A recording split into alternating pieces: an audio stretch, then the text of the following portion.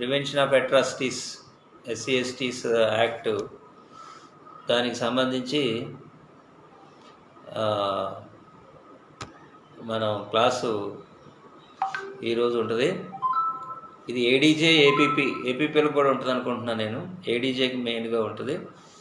So వారికి ఉపయోగపడుతున్న పర్పస్తో ఈ class తీసుకోవడం జరుగుతుంది. తర్వాత ADJ వాళ్ళకి ల్యాండ్ లాస్ ఒకటి, కాన్స్టిట్యూషన్ ఒకటి మన అకాడమీ నుంచి ఈ రెండు చెప్పడం జరుగుతుంది. మొత్తం 3 యాక్ట్స్ అన్నమాట. పోతే ఇప్పుడు మనం ఈ యాక్ట్ డీటెయిల్స్లోకి వెళ్తే ఈ యాక్ట్ ఇంపార్టెన్స్ ఏంటి, ఈ యాక్ట్ నెసెసిటీ ఏంటి, ఇట్లాంటి ఇష్యూస్ కూడా మనకున్నాయి. యాక్ట్ కొన్నిసార్లు కాంట్రవర్సీ కూడా అవుతుంది. పార్లమెంట్లో కానీ ఇండియన్ సొసైటీలో కానీ దీని మీద డిస్కషన్స్ కూడా ఎక్కువగా నడుస్తుంది. 498A లాగా ఈ యాక్ట్ అబ్యూజ్ అవుద్దని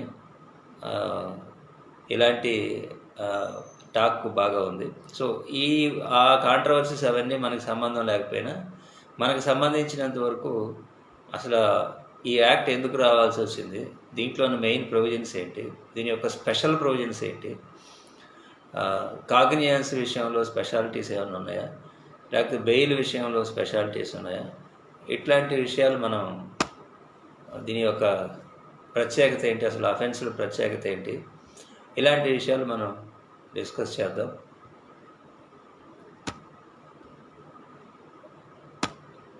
సో ఫస్ట్ దీని బ్యాక్గ్రౌండ్కి వెళ్ళినప్పుడు మేజర్గా మనందరికీ తెలుసు, కాన్స్టిట్యూషన్లో ఆర్టికల్ 17 ప్రొహిబిషన్ ఆఫ్ అన్టచబిలిటీ అనేది ఉన్నది, మనందరికీ తెలుసు. దట్ ఈజ్ బేసిక్ ఆర్టికల్ దీనికి, ఈ యాక్ట్ తయారు చేయబడటానికి. అంతకుముందు ఈ అన్టచబిలిటీ ఉండటం, లేకపోతే ఈ డిస్క్రిమినేషన్ ఉండటం, ఇవన్నీ మనకు తెలుసు. సొసైటీలో ఉన్న కొంతమంది ప్రజల పట్ల ఇవన్నీ ఉన్నాయి. కాబట్టి మనకి కాన్స్టిట్యూషన్లో ప్రత్యేకించి ఒక ఆర్టికల్ తీసుకొచ్చారు. అట్లాగే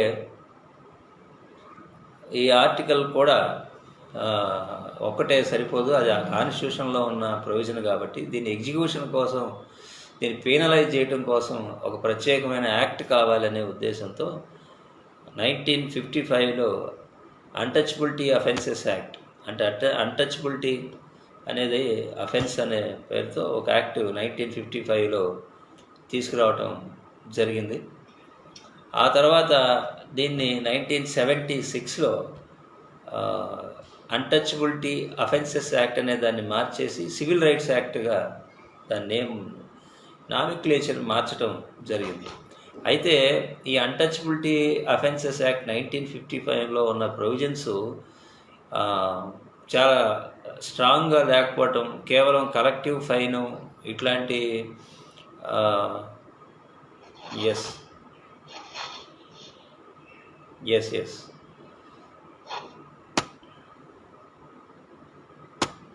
Recording in progress. Okay, thank you Subrahmanyam గారు. సో ఈ ప్రొవిజన్స్ స్ట్రాంగ్గా లేవు. మనం చూస్తే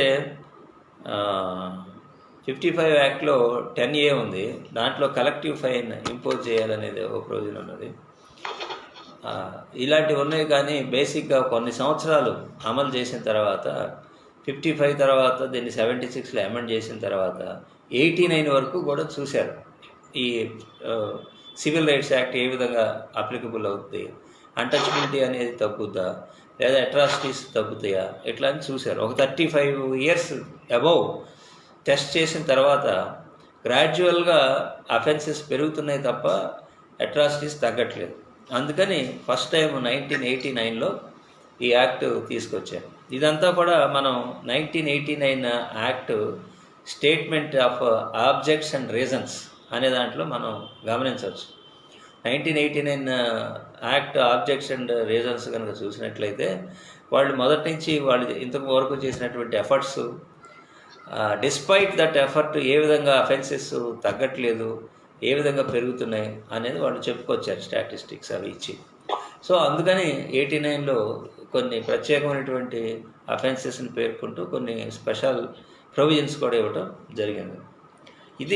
ఈ యాక్ట్ అనేది ఒక సెల్ఫ్ కంటైన్డ్ కోడ్. అంటే ఏంటి సెల్ఫ్ కంటైన్డ్ కోడ్ అంటే? యాక్ట్ అంటే ఈ యాక్ట్లోనే అన్నీ ఉంటాయి.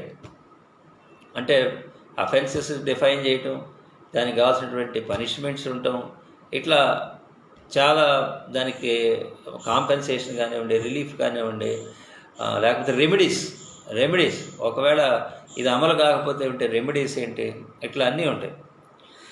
కాబట్టి I request some of the students to unmute your videos, at least gents. Okay, so ఇవన్నీ ఉంటాయి. కాబట్టి రెమెడీస్ కూడా ఉన్నాయి. కాబట్టి ఇది ఒక సెల్ఫ్ కంటైన్డ్ కోడ్ అని చెప్తారు. దీని యొక్క ప్రత్యేకత ఏంటంటే, నార్మల్గా it is this act penalizing some actions as offences, అంటే punishable. This act makes some actions as punishable. మనందరికీ తెలుసు అఫెన్సెస్ అంటే ఏంటి. Which actions are punishable under the law are called offences. వాటిని మనం అఫెన్సెస్ అంటాం. కానీ ఈ యాక్ట్కి వచ్చేసరికి అఫెన్స్ అనం, వాటిని ఏమంటాం? అట్రాసిటీస్ అంటాం. అఫెన్స్ అంటలేదు, అట్రాసిటీ అంటాం. సో ఏంటి అట్రాసిటీ అనేది ఎందుకు చెప్పారు, దీనికి ఎందుకు చెప్పాల్సి వచ్చింది అంటే, the word atrocity denotes A severe issue than the offence. అంటే మనం చూస్తే మీరు మ్యారియం డిక్షనరీ ఒకటి ఉంటుంది, వెబ్స్టర్ డిక్షనరీ ఒకటి ఉంటుంది, అయితే ఆక్స్ఫోర్డ్ డిక్షనరీ ఉంటుంది. ఇట్లా ఏ డిక్షనరీలో చూసినా కూడా మీరు అట్రాసిటీ అనే వర్డ్కి డెఫినేషన్ చూస్తే it is a shocking cruel, అంటే చాలా క్రూరమైనది, సొసైటీకి షాక్ కలిగించేంత క్రూరమైనది అని ఉంటుంది. అంటే ఈ అట్రాసిటీస్ అనేవి the word is more serious than offence. అందుకని దీనికి అట్రాసిటీ అనే పెడతాం జరిగింది. ఇవి సెక్షన్ 3లో ఉంటాయి. అయితే మనం ఈ యాక్ట్లో స్కీమ్ కనుక చూస్తే ఇది వచ్చి మీకు టోటల్గా 6 చాప్టర్స్ ఉంటాయి. కానీ నంబర్ వచ్చేసరికి 5 కనపడుద్ది. అంటే 4A ఉంటుంది. కాబట్టి 5 చాప్టర్ టోటల్ వచ్చినప్పుడు 6 అవుద్ది. నంబర్ వచ్చినప్పుడు 6 అవుద్ది. మనం చూసినప్పుడు 5 కనపడతాయి. చాప్టర్ 5 లాస్ట్ది. కాబట్టి చాప్టర్ 1, చాప్టర్ 2. చాప్టర్ 1 వచ్చేసరికి మన అందరికీ తెలిసినట్లే ప్రిలిమినరీ, మొత్తం 23 సెక్షన్స్ ఉంటాయి. 23 సెక్షన్స్తో పాటు ఈ యాక్ట్ని ఎట్లా చదవాలంటే, ఎప్పుడైనా యాక్ట్ ఇంక్లూడింగ్ రూల్స్ ఈ రెండింటిని పక్కన పెట్టుకొని చదివితే కానీ ఈ యాక్ట్ అర్థం కాదు. లేకపోతే ఈ యాక్ట్ కొంచెం అంటే అక్కడ కొంత ఉంటుంది, రూల్స్లో కొంత ఉంటుంది. చిన్న యాక్ట్ కాబట్టి 23 సెక్షన్సే ఉన్నాయి. కాబట్టి దీని ఎగ్జిక్యూషన్ పార్ట్, ఇంప్లిమెంటేషన్ పార్ట్ ఎక్కువగా రూల్స్లో ఇచ్చాడు. 95 రూల్స్ ఉన్నాయి. ఆ తర్వాత 2016 రూల్స్ చాలా మేజర్గా అమెండ్ అయినాయి. ఇవన్నీ కలిపితే అక్కడ మనకి రూల్స్ ఉంటాయి. అంటే 89లో యాక్ట్ వస్తే 95లో రూల్స్ వచ్చినాయి అన్నమాట. సో ఈ విధంగా ఈ యాక్ట్ స్కీమ్ చూసినప్పుడు ఇలా ఉంటుంది.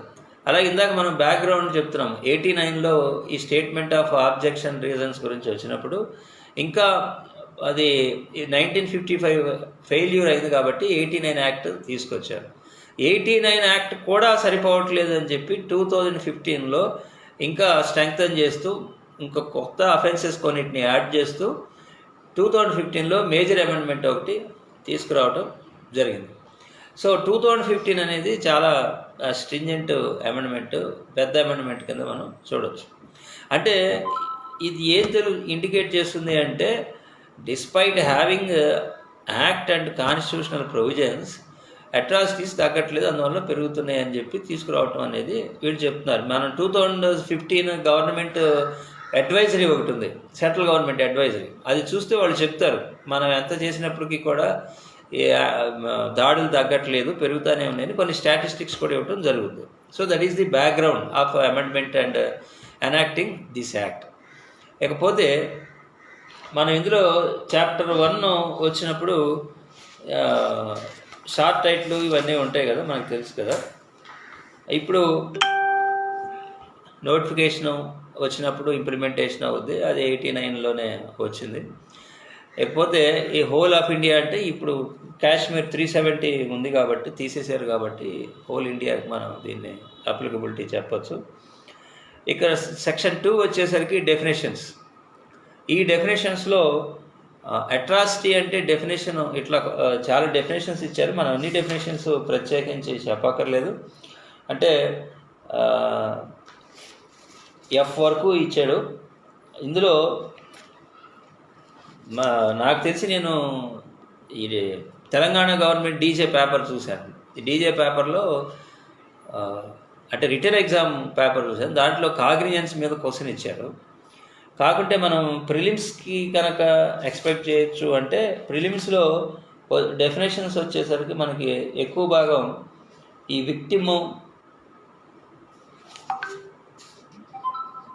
విక్టిమ్ మీద లేదంటే విట్నెస్ ఇలాంటి వాటి మీదే రావడానికి అవకాశం ఉంటుంది. ఎందుకంటే అవి ఇప్పుడు హాట్ టాపిక్స్ ఉన్నాయి, విక్టిమ్ కానీ విట్నెస్లు కానీ. ఎందుకంటే విక్టిమ్ అనేదేమో రీసెంట్గా సుప్రీంకోర్టు విక్టిమ్ సెంటర్డ్ జడ్జిమెంట్ ఒకటి ఇచ్చింది. అట్లాగే విట్నెస్ ప్రొటెక్షన్ కోసం కూడా ఒక జడ్జిమెంట్ సుప్రీంకోర్టు రీసెంట్గా ఇచ్చింది. డీటెయిల్స్కి వెళ్ళినప్పుడు చెబుదాం మనం. సో ఏంటంటే ఇట్లాంటివి ఇంపార్టెంట్. ఇందులో ఎకనామిక్ బాయ్కాటు అండ్ సోషల్ బాయ్కాటు డెఫినేషన్స్ ఉన్నాయి. ఎకనామిక్ బాయ్కాట్ అంటే ఎకనామిక్ ఇష్యూస్లో ఎస్సీ ఎస్టీ ప్రజలను కనుక వాళ్ళని ఎంటర్ కానికపోతే, వాళ్ళని ఇన్వాల్వ్ చేయకపోతే వాటిని బాయ్కాట్, ఎకనామిక్ బాయ్కాట్ కింద చెప్పచ్చు. అంటే వాళ్ళు క్లియర్గా డెఫినేషన్స్ ఇచ్చారు, 4 ఇచ్చారు. ఈ 4 ఆస్పెక్ట్స్లో మనం refusal to deal with work for hire or do business with other person. అంటే అగ్రికల్చర్ వర్క్స్ కానీ లేకపోతే బిజినెస్ కానీ ఇట్లాంటి వాటికి రిఫ్యూజ్ చేసిన అంటే సపోజ్ వ్యవసాయంకి అగ్రికల్చర్ కూలీకి పిలుస్తారు, పిలవకపోయినా అట్లా. To deny opportunities including access to services or contractual opportunities for rendering services for consideration. So contracts సర్వీసులు చేయడానికి కాంట్రాక్టులు కానీ లేకపోతే అగ్రిమెంట్లు కానీ చేసుకుంటూ సర్వీసులు తీసుకుంటారు. ఆ సర్వీసుల్లో వీళ్ళని డినై చేస్తే, ఎస్సీ ఎస్టీ ప్రజలను కనుక డినై చేస్తే అది ఎకనామిక్ బాయ్కాట్ అనే డెఫినేషన్ కింద వస్తుంది. అట్లాగే to refuse to do anything on the terms on which things would be commonly done in the ordinary course of business. Ordinary course of బిజినెస్లో అందరితో చేస్తూ ఈ ఒక్క పర్టికులర్ పీపుల్కి మాత్రం రిఫ్యూజ్ చేస్తే ఇక అంటే దానికి అది ఇదని డెఫినేషన్ కాదు. ఆర్డినరీ కోర్స్ ఆఫ్ బిజినెస్లో అందరితో చేసేది ఏదైనా వీళ్ళతో చేయకపోతే it can be called as economic boycott అని చెప్తుంది. లాస్ట్ వచ్చి to abstain from the professional business relations that one would maintain with other persons. అంటే ఇతరులతో ఏదైతే బిజినెస్ రిలేషన్స్ అవి మెయింటైన్ చేస్తాం కానీ అవి వీళ్ళతో చెయ్యం, ఆబ్సెంట్ అయ్యి వీళ్ళతో అనే బట్టికి మనం వెళ్ళిపోతాం. ప్రజెంట్ ఐ మీన్ చెయ్యం. అబ్స్టైన్ అంటే బాయ్కాట్ లాగా, అంటే మనం ఎక్స్క్లూడ్ అవడం. సో ఈ విధంగా చేస్తే దీన్ని ఎకనామిక్ బాయ్కాట్ అంటారని చెప్పి 4 బీసీలో చట్టం జరిగింది, 2 BC. ఎందుకంటే economic boycott, social boycott 2 terms important. నార్మల్గా బాయ్కాట్ చేశారని అంటారు. ఈ బాయ్కాట్లో మనకి డివిజన్ అవసరం కాబట్టి ఏ యాక్టివిటీస్ సోషల్ అవుతుందనేది చూడాలి. ఇప్పుడు ఈ బి ప్రకారం చూస్తే refusal to permit a person to render to other persons to receive from him any customary service or to abstain from social relations that one would maintain with other person or isolate him from others. బహిష్కరణ అంటే ఏం చేస్తారు? వాళ్ళ ఇంట్లో ఏది function జరిగినా వెళ్ళొద్దు, వాళ్ళ ఇంట్లో బట్టలు ఉతకద్దు, లేదా వాళ్ళ ఇంటికి కావాల్సినటువంటి సర్వీసులు ఏమీ పాలు పోయొద్దు, లేదా వాళ్ళకి హెయిర్ కటింగ్ చేయించడం, లేదా పవర్ రిపేర్ వస్తే వెళ్ళొద్దు. ఇట్లా ఏదైనా ఎనీ సోషల్ టెంపుల్లోకి రానివ్వకపోవటం, ఇట్లా ఏది చేసినా కూడా అది సోషల్ బాయ్కాట్ అవుతుంది. అక్కడేమో ఇట్ రిలేటెడ్ టు ఎకనామిక్ ఇన్కమ్కి సంబంధించింది అవుతుంది, ఇక్కడేమో ఓన్లీ సోషల్ ఇష్యూ అవుతుంది. కాబట్టి దీన్ని సోషల్ బాయ్కాట్. అంటారు. ఇకపోతే ఇందులో ఇంకా అదర్ 2 ఇంపార్టెంట్, ఒకటి విక్టిము, రెండోది విట్నెస్. ఇక్కడ విక్టిమ్ అనేది సిఆర్పిసిలో విక్టిమ్ డెఫినేషన్ ఉంది. ఎక్కడ ఉంటుంది సిఆర్పిసిలో? ఎవరని చెప్పండి.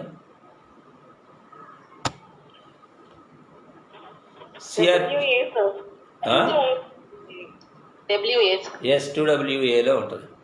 కాబట్టి అక్కడ విక్టిమ్ డెఫినేషన్, ఇక్కడ విక్టిమ్ డెఫినేషన్ ఒకటి కాదు, కొంచెం తేడా ఉంటుంది.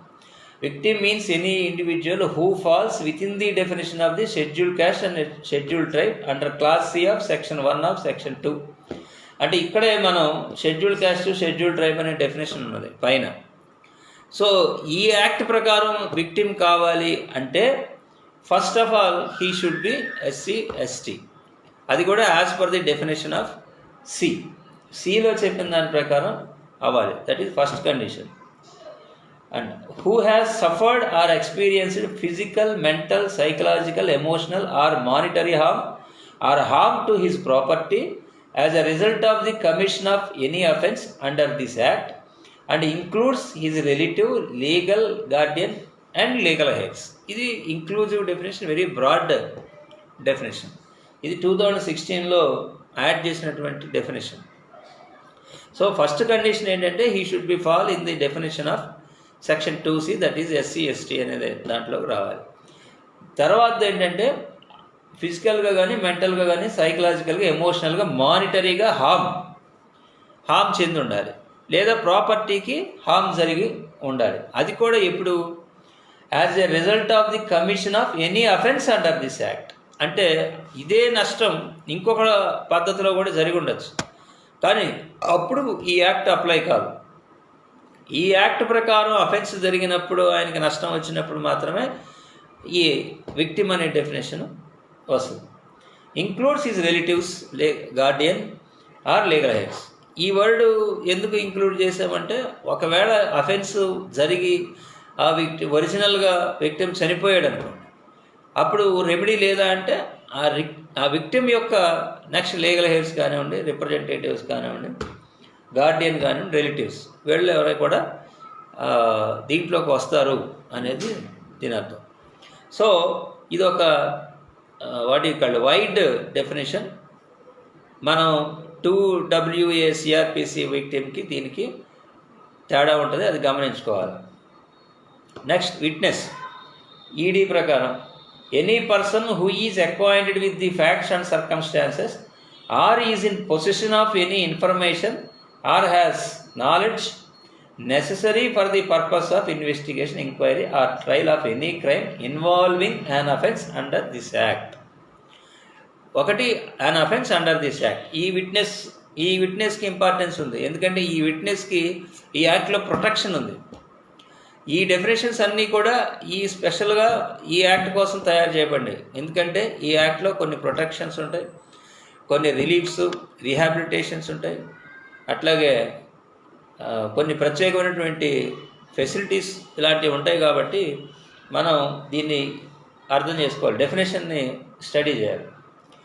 Any person who is acquainted with the facts and circumstances or is in position of, ఒకటి acquainted with the facts and circumstances, that is one aspect, తెలిసి ఉండటం. Is in position of any information or has knowledge necessary for the purpose of enquiry, investigation or trial. ఈ చట్టం ప్రకారం అఫెన్సెస్కి సంబంధించిన ఈ 3 investigation, enquiry ఇట్లాంటి విషయాల్లో జరిగిన వాటికి ఇన్ఫర్మేషన్ కలిగి ఉండటం కానీ, పొజిషన్ అయ్యి ఉండటం కానీ, ఇట్లా ఉన్నవాళ్ళు ఎవరైతే ఉన్నారో వాళ్ళని విట్నెస్ అని అంటారు. And who is or may be required to give information or make a statement or produce any document during investigation, enquiry, trial of such case and includes a victim of such offence. అంటే witness victim కూడా కావచ్చు, అంటే విక్టిమే witness కావచ్చు అనేది ఇక్కడ మనం అర్థం చేసుకోవాల్సింది. అంటే ఇది ఇండైరెక్ట్గా ఇచ్చాడు కాబట్టి మా క్వశ్చన్ ఏదైనా ప్రిలిమినరీలో వస్తే whether victim of the SC/ST act can be a witness, so includes అనేది అర్థం చేసుకో, దట్ ఈజ్ వన్. సో ఇది విట్నెస్. దీనిలో ఉన్న ఇంపార్టెంట్ డెఫినేషన్స్ ఏమండి. ఇకపోతే అట్రాసిటీస్ ఉన్నాయి. అంటే సెక్షన్ 3లో కొన్ని అట్రాసిటీస్ని ఎన్యూమరేట్ చేయడం జరిగింది. అరౌండ్ 30 అట్రాసిటీస్ ఎన్యూమరేట్ చేయడం జరిగింది. నేను ఆ 30 అట్రాసిటీస్ని ఇప్పుడు నేనేమి చదివి వాటిని మనం డిస్క్రిప్షను లేకపోతే వాటిని ఎక్స్ప్లెనేషను చేసే అవసరం లేదు. ఎందుకంటే anybody can read that offences. అంటే మామూలుగా ప్రత్యేకమైనటువంటి మా ఐపీసీలో ఉన్నట్టు ఏది అవుతుంది, ఇంగ్రీడియంట్స్ ఇవన్నీ ఉండవు కాబట్టి దీనికి చూస్తే మనకు చదువుకుంటే అర్థమైపోతుంది. అదే మీరు ఐపీసీ అనుకోండి, డెకాయిటీకి ఎంతమంది ఉండాలి, రాబరీకి ఎంతమంది ఉండాలి, లేకపోతే దాంట్లో ఉండే ఇంగ్రీడియంట్స్ ఏంటి, అఫెన్సెస్లో ఉండేటువంటి ఇంపార్టెంట్ ఆస్పెక్ట్స్ ఏంటి, ఏముంటే అది మేకౌట్ అవుద్ది, అట్లా ఉంటుంది. కానీ దీంట్లో జస్ట్ ఒక ఎన్యూమరేటెడ్ సమ్ యాక్షన్స్. దీని ప్రత్యేకత అదే, ఈ యాక్ట్ ప్రత్యేకత ఏంటంటే it enumerated some social protections. ఇప్పుడు ఎకనామిక్ బాయ్కాట్ ఒక నేరం కింద ప్రకటించారు అంటే అర్థం ఏంటి? One protection, economic protection is being given to SC/ST people. లేదు సోషల్ బాయ్కాట్ ఒక అఫెన్స్ కింద చెప్పారు అంటే అర్థం ఏంటి?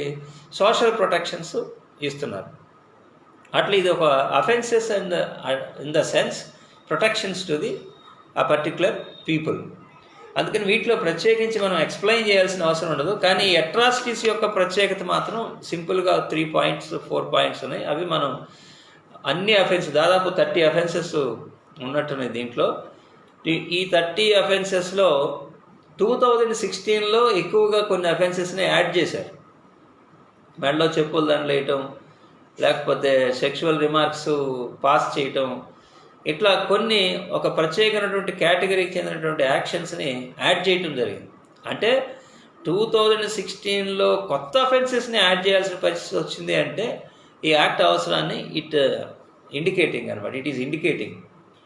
సో ఈ అట్రాసిటీస్ యొక్క ప్రత్యేకతలు ఏంటంటే, ఒకటి ఎప్పుడు అప్లికబుల్ అవుద్ది అంటే only this action is committed by non-SC/ST people.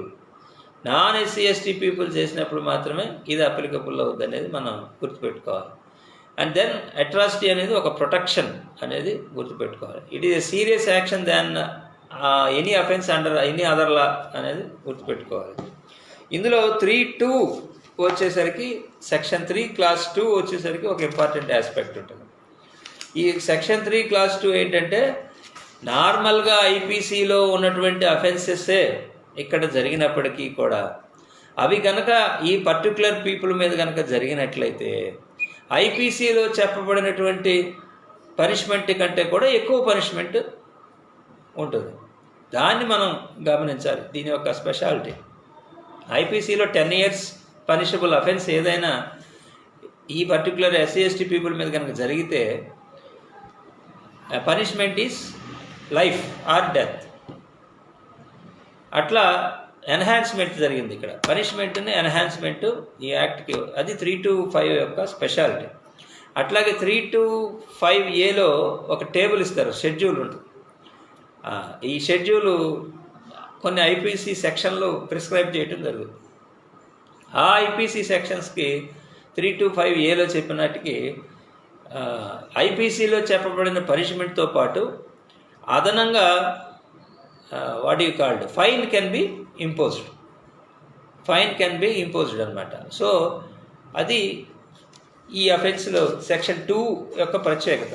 అంటే ఐపీసీ అఫెన్సెస్ కంటే కూడా ఒక సీరియస్ పనిష్మెంట్ ఇవ్వటం దీని యొక్క ఉద్దేశం. సెక్షన్ 2 వరకు వచ్చి కొంచెం కాంప్లికేటెడ్గా ఉంటుంది. దాని వరకు ఎక్స్ప్లెయిన్ చేద్దాం. మిగతా అన్నీ you can read and understand the what are the offences అనేది. సెక్షన్ 2 క్లాస్ 1 ఇది వచ్చేసరికి ఫాల్స్ ఎవిడెన్స్కి సంబంధించింది. ఇందులో మనకి అర్థం చేసుకోవాల్సింది ఏంటంటే, యాక్ట్ మోర్ స్ట్రింజెంట్. యాక్చువల్గా ఈ యాక్ట్లో డెత్ పనిష్మెంట్ హయ్యెస్ట్ పనిష్మెంట్. అదొక ఇంపార్టెంట్ బిట్ కింద రావచ్చు.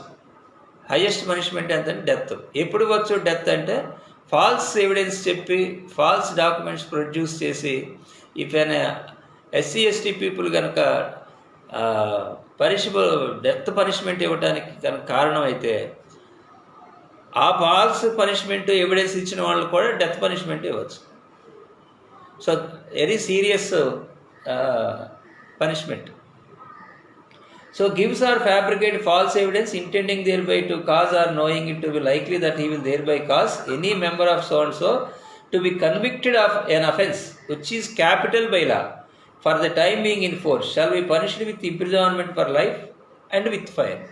And అంటే ఓన్లీ ఇంప్రిజాన్మెంట్ అయితేనేమో లైఫ్ అండ్ ఫైన్ ఇస్తారు. అదే కనుక అది ఎగ్జిక్యూషన్ అయిందనుకోండి, అంటే ఈ కన్విక్షన్ అనేది ఎగ్జిక్యూషన్ అయ్యి consequence of such false or fabricated evidence the person who gives or fabricate such false evidence shall be punished with death. అంటే డెత్ పనిష్మెంట్ ఎగ్జిక్యూషన్ అయ్యి ఎస్సీ ఎస్టీ పీపుల్ కనుక ఇన్నోసెంట్ పర్సన్ కనుక death అయితే ఆ falls చెప్పిన వాళ్ళు కూడా death punishment ఇవ్వచ్చు అనేది ఈ క్లాస్ 1. క్లాస్ 2 వచ్చేసరికి ఇదే సిచ్యువేషన్లో imprisonment for a term of 7 years or upwards. అంటే ఒక ఫాల్స్ ఎవిడెన్స్ ద్వారా ఒక ఇన్నోసెంట్ ఎస్సీ ఎస్టీ పీపుల్ కనుక convicted for an offence of 7 years or upwards, ఆయనకి 6 months not less than but which may extend to 7 years or upwards or with fine. Same punishment can be awarded. So అతను ఎంతైతే innocent SC ST people suffer అయ్యాడో అంత punishment ఇవ్వటం జరిగింది. కాకపోతే ఇక్కడ and with fine అనేది యాడ్ చేయటం జరిగింది. ఆర్ కాదు, అండ్ అనేది మనం గుర్తుపెట్టుకోవాలి. అండ్ ఆర్కి జాగ్రత్తగా మనం గమనిస్తాం కదా ఐపీసీలో. So the same. ఇకపోతే థర్డ్ ప్రకారం ఈ ఎక్స్ప్లోజివ్ సబ్స్టాన్స్ని ఉపయోగించి డిస్ట్రాయ్ చేయటం కానీ ఫైర్ చేయటం కానీ మిస్చీఫ్ జరిగితే అది కేవలం ఏదైనా ఒక బిల్డింగ్ డ్యామేజీ అయితేనేమో అది imprisonment for a term which shall not less than be 6 months but which may extend to 7 years and with fine. అంటే ఎస్సీ ఎస్టీ పీపుల్ రిసైడ్ చేసే బిల్డింగ్ కానీ లేదా వాళ్ళకి సంబంధించిన ప్రాపర్టీ కానీ డ్యామేజ్ అయితే mischief or this explosive substance ద్వారా మనకి maximum 7 years with fine, not less than 6 months. ఇదే విషయాన్ని ఒక ప్రేయర్ వర్షిప్ చేసుకునేది కానీ ప్రేయర్ హాల్ కానీ వాళ్ళకి సెంటిమెంట్కి సంబంధించింది కనుక జరిగితే it is for life and with fine. అంటే ఒక ప్రాపర్టీ, ఒక బిల్డింగు, ఒక రెసిడెన్షియల్ స్ట్రక్చర్ అయితేనేమో 7 years ఉంటుంది.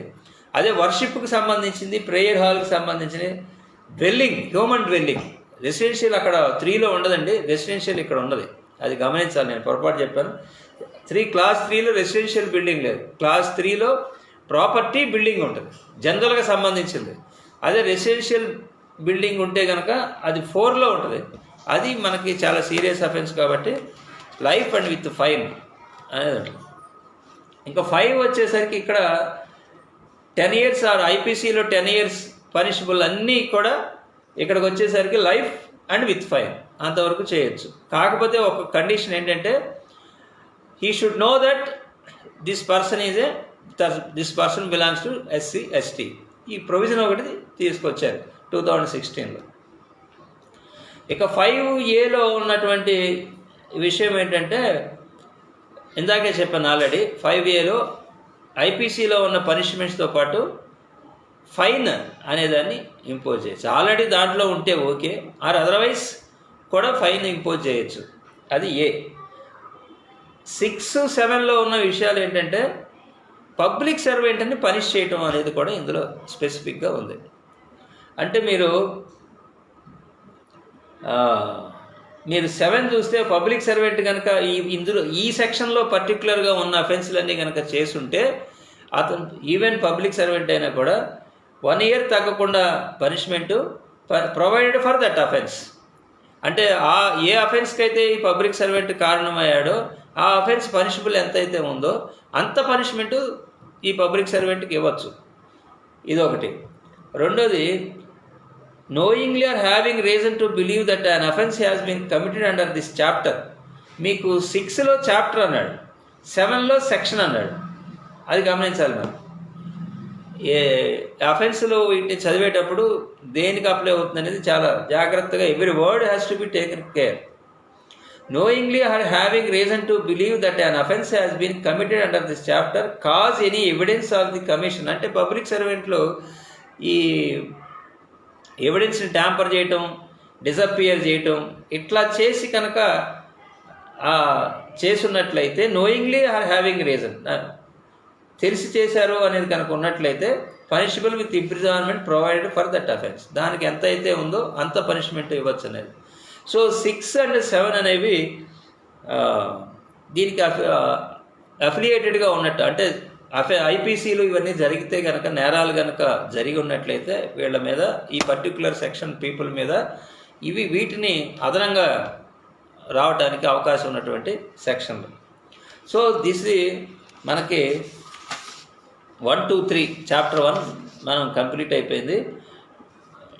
ఇక నెక్స్ట్ వచ్చేసరికి దీంట్లో ఇంకొక ఇంపార్టెంట్ ఆస్పెక్ట్ ఏంటంటే, చాప్టర్ 1లో చాప్టర్ 2లో కూడా ఎంటర్ అయ్యాము. ఇంకో ఇంపార్టెంట్ ఆస్పెక్ట్ ఏంటంటే దీని యొక్క ప్రత్యేకత సెల్ఫ్ కంటైన్డ్ కోడ్ అనుకున్నాం కదా. ఏ విధంగా సెల్ఫ్ కంటైన్డ్ కోడ్ అంటే, సెక్షన్ 4 ఏం చెప్పుద్ది, if any public servant shows negligence in discharging his duties, అంటే ఈ యాక్ట్ ప్రకారం తను ఏదైతే డ్యూటీస్ చేయాలో ఆ డ్యూటీస్ కనుక చేయనట్లయితే నెగ్లిజెన్స్, మీరు ఐపీసీలో కానీ ఇంకో చోట కానీ ఇట్లాంటిది ఏం లేదు. అంటే జనరల్గా ఐపీసీలో 200 తర్వాత కొన్ని సెక్షన్స్ ఉన్నాయి. అరెస్ట్ చేయాల్సిన కేసులు చేయకపోతే ఏంటి, చేయకూడని కేసులో చేస్తే ఏంటి, ఫాల్స్ మెలీషియస్ ప్రాసిక్యూషన్కి చేసేది ఏంటి, ఇట్లా అఫెన్సెస్కి public servants are also liable under IPC. కానీ నెగ్లిజెన్స్ కోసం పర్టికులర్గా యాక్ట్ని ఇంప్లిమెంట్ చేయడంలో నెగ్లిజెన్స్ కోసం పనిషబుల్ ఇచ్చినటువంటి అఫెన్స్ చేసిన ప్రత్యేకత ఈ యాక్ట్లో ఉంది. దీని కింద ఈవెన్ కలెక్టర్స్ను కూడా మనం కలెక్టర్స్ను అంటే స్పెసిఫిక్గా నెగ్లిజెన్స్ అనేది కలెక్టర్స్ని కూడా మనం ఇక్కడ ఇందులో చేయొచ్చు. మీరు చూస్తే దీని కింద ఆల్రెడీ కొన్ని విశాఖపట్నంలో అట్లా కలెక్టర్ల మీద ఎఫ్ఐఆర్లు రిజిస్టర్ అయింది. కాకుంటే దీంట్లో ఉన్న ప్రొటెక్షన్ ఏంటంటే, వాటి కాల్డ్ ప్రాసిక్యూషన్ చేయాలి అంటే అడ్మినిస్ట్రేటివ్ ఎంక్వైరీ, అంటే అడ్మినిస్ట్రేషన్ మెకానిజం పర్మిషన్ ఇవ్వాలి. వాళ్ళు ఎంక్వైరీ చేసి వాళ్ళు రిపోర్ట్ ఇచ్చి ఇతను నెగ్లిజెన్స్ ఉంది, ఇతని మీద ప్రాసిక్యూషన్ చేయండి అని శాంక్షన్ చేస్తేనే వీళ్ళ మీద ఫర్దర్ ప్రాసిక్యూషన్ ఉంటుంది. లేకపోతే ఎఫ్ఐఆర్ కట్టేసి అక్కడితో ఆగిపోవటం జరుగుతుంది అనమాట. అందులో కూడా public servant should be other than SC/ST people. SC/ST public servant అయి ఉండి అతను నెగ్లిజెన్స్ కనుక ఉన్నట్లయితే అది అప్లికబుల్, ఈ 4 అనేది అప్లికబుల్ కాదు. అందుకనే ఇప్పుడు ఎవరైనా ఈ యాక్ట్లో ఉన్న వాటిని అమలు చేయకూడదు అనుకుంటే అక్కడ ఎక్కువగా వీళ్ళనే తీసుకొచ్చి పెడతారు. ఏ పబ్లిక్ సర్వెంట్ అయితే బిలాంగ్స్ టు SC/STని వాళ్ళనే ముందు తీసుకొచ్చి పెట్టి వాళ్ళకి కావాల్సిన పనులు చేసుకో, అంటే అఫ్కోర్స్ ఇది ప్రాక్టికల్గా ఉండేది. సో ఈ విధంగా 4 అనేది చూడవచ్చు. అయితే ఏ డ్యూటీస్ ఇంప్లిమెంట్ చేయటంలో నెగ్లిజెన్స్ చూపిస్తేనే ఈ సెక్షన్ 4 అప్లికబుల్ అవుద్ది అనేది సెక్షన్ 4 క్లాస్ 2లో ఉంటుంది. Enumerated some list of actions which come under the section 4(1). ఆ లిస్టుని మనం చేసుకోవచ్చు. ఇది మీకు మెయిన్స్లో క్వశ్చన్ కింద రావడానికి అవకాశం ఉంది. అందులో ఏంటనేది అంటే ఎఫ్ఐఆర్ రిజిస్టర్ చేయకపోవటం, అంటే రిటర్న్గా ఓరల్గా ఎట్లా ఇచ్చినా కూడా చేయకపోవటం, అట్లాగే రిజిస్టర్ కంప్లైంట్ రిజిస్టర్ చేయకపోవటం under appropriate sections this act.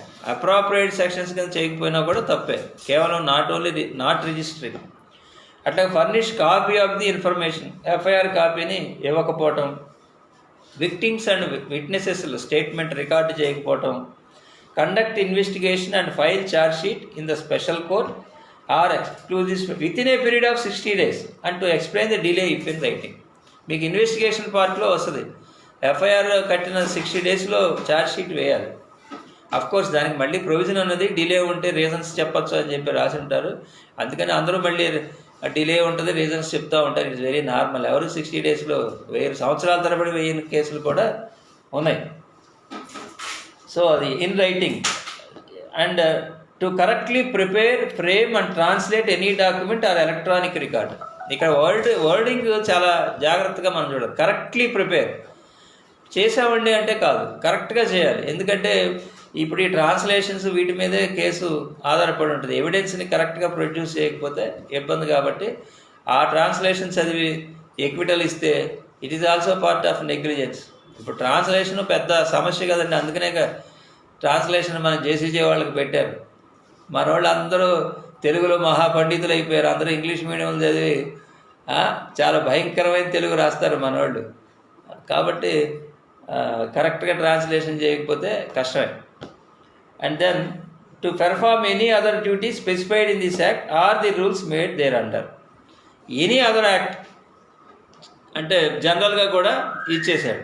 ఇందులో ఈ యాక్ట్లో చెప్పినటువంటి ఏదైనా కనుక చేయకపోతే అది నెగ్లిజెన్స్ చూపిస్తే 4(1) కింద పనిషబుల్ అని చెప్పారు. అందులో ప్రొవిజో ఇచ్చాడు, ప్రొవైడెడ్. ఈ ప్రొవిజో చూడండి ఇక్కడ, provided the charges in this regard against the public servant shall be booked on the recommendation of an administrative enquiry.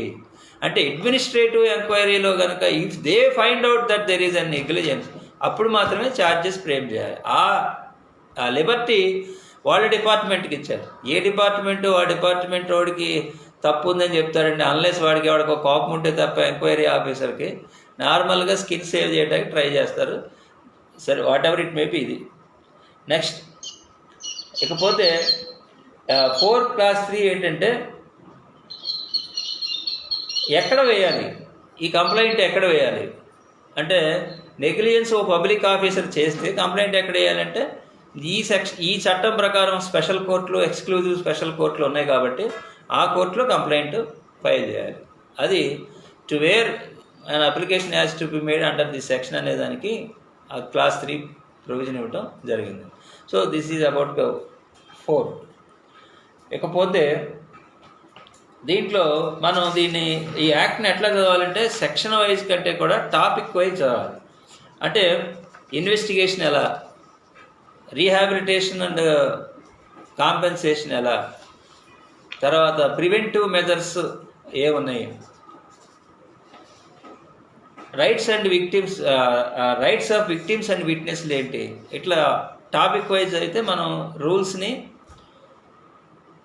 సెక్షన్స్ని కలిపి చదివితే అర్థమవుతుంది. ఒక్కొక్క సెక్షన్ని చదివితే మీకు ఈ సెక్షన్ చదువుతాం మర్చిపోతాం.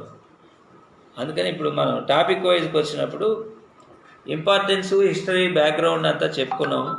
4 కూడా అయిపోయింది కాబట్టి ఇప్పుడు ఇన్వెస్టిగేషన్ పార్ట్లోకి వెళ్దాం.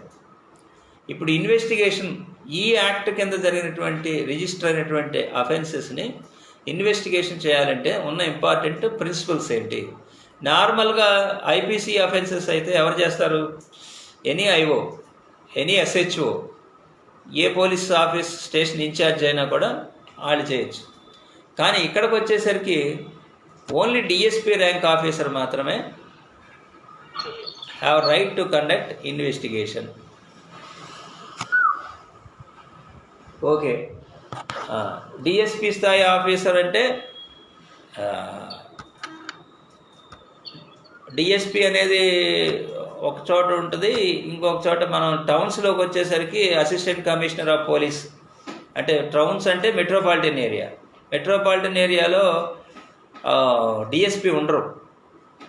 సో అక్కడ నోటిఫై చేస్తారు, స్టేట్ గవర్నమెంట్ నోటిఫికేషన్ ప్రకారం అది పోవాలి. సో అది దీని యొక్క ప్రత్యేకత. ఇది ఎక్కడ ఉంటుంది? సెక్షన్స్లో లేదు, రూల్స్లో ఉంటుంది. Rule 7(1). Rule 7 deals with the 7(5).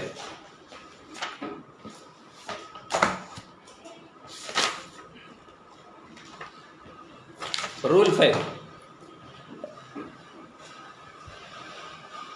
కాదు 7లో 7(1) డిఎస్పి అంటే మొత్తం ఇన్వెస్టిగేషన్ డీటెయిల్స్ అన్నీ దాంట్లో ఉంటాయి. 7(1) ప్రకారం డిఎస్పి ఉండాలి. 7(2) ప్రకారం 60 డేస్లో ఫైల్ చేయాలి from the date of registration of FIR. అది కూడా 60 డేస్లో చేయకపోతే డిలే ఉంటే డిలేకి రీజన్ చెప్పాలి. అంటే యాజ్ ఫార్ యాజ్ పాసిబుల్ 60 డేస్లో చేయాలనేది అర్థం.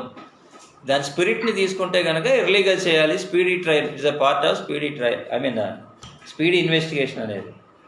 ఇకపోతే సెక్షన్ 3 వచ్చేసరికి 7(3)లో రివ్యూ ఉంటుంది. మనం రివ్యూ గురించి ప్రత్యేకించి చెప్పుకుందాం. ఎందుకంటే ఈ యాక్ట్ సెల్ఫ్ కంటైన్డ్ కూడా ఎందుకన్నామంటే దీంట్లో ఈ అధికారుల పనిని హౌ టు గెట్ ఇంప్లిమెంటేషన్ అనేది, తర్వాత ఎవరు దీని మీద చెక్ అండ్ బ్యాలెన్సెస్, పవర్స్ ఎవరికి ఉన్నాయి అనేది కూడా ఇందులో చాలా క్లియర్గా ఇచ్చాడు. అందుకని రివ్యూ గురించి సపరేట్గా మాట్లాడుకుందాం. సో ఇన్వెస్టిగేషన్కి సంబంధించి ఈ 717272A అనేది మనం 60 డేస్లో చేయాలి, ఇట్లాంటివన్నీ చూడాలి. ఇకపోతే ఇన్వెస్టిగేషన్లో దీనిలో మనకు నార్మల్గా ఇన్వెస్టిగేషన్స్ అంటే ఏమేమి పార్ట్లు ఉంటాయి?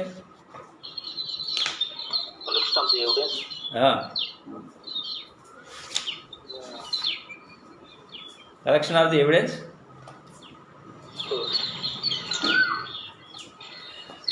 First recording of 5. రూల్ 5 ఏంటంటే రికార్డింగ్ ఆఫ్ ఎఫ్ఐఆర్ రికార్డ్ చేయటంలో ఉన్నది ఏంటి అంటే, ఈ మన 155లో 154లో ఉండే సబ్ క్లాజుల్లో ఏవైతే రెమెడీ ఉంటుందో, ఒకవేళ ఎఫ్ఐఆర్ రిజిస్టర్ చేయడానికి రిఫ్యూజ్ చేస్తే ఏం చేయాలి, రిజిస్టర్ చేయకపోతే ఏం చేయాలి, అవన్నీ కూడా ఇక్కడ మనకి ప్రొటెక్షన్స్. హయ్యర్ అఫీషియల్స్కి ఎస్పీకి కంప్లైంట్ ఇవ్వటం, SP can conduct investigation himself, కన్ రిజిస్టర్ ఎఫ్ఐఆర్ హిమ్సెల్ఫ్, అట్లా లేకపోతే చేపించడం, ఇవన్నీ ఉంటాయి. ఆ ప్రొటెక్షన్స్ మీకు రూల్ 5లో ఉంటాయి. FIR has to be registered. ఒకసారి ఓరల్ ఆర్ దీని కింద వస్తే ఖచ్చితంగా చేయాల్సిందే.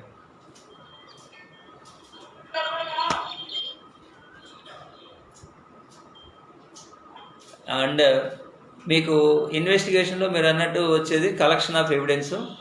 అట్లా కలెక్షన్ ఆఫ్ ఎవిడెన్స్తో పాటు ఇంకేముంటాయి?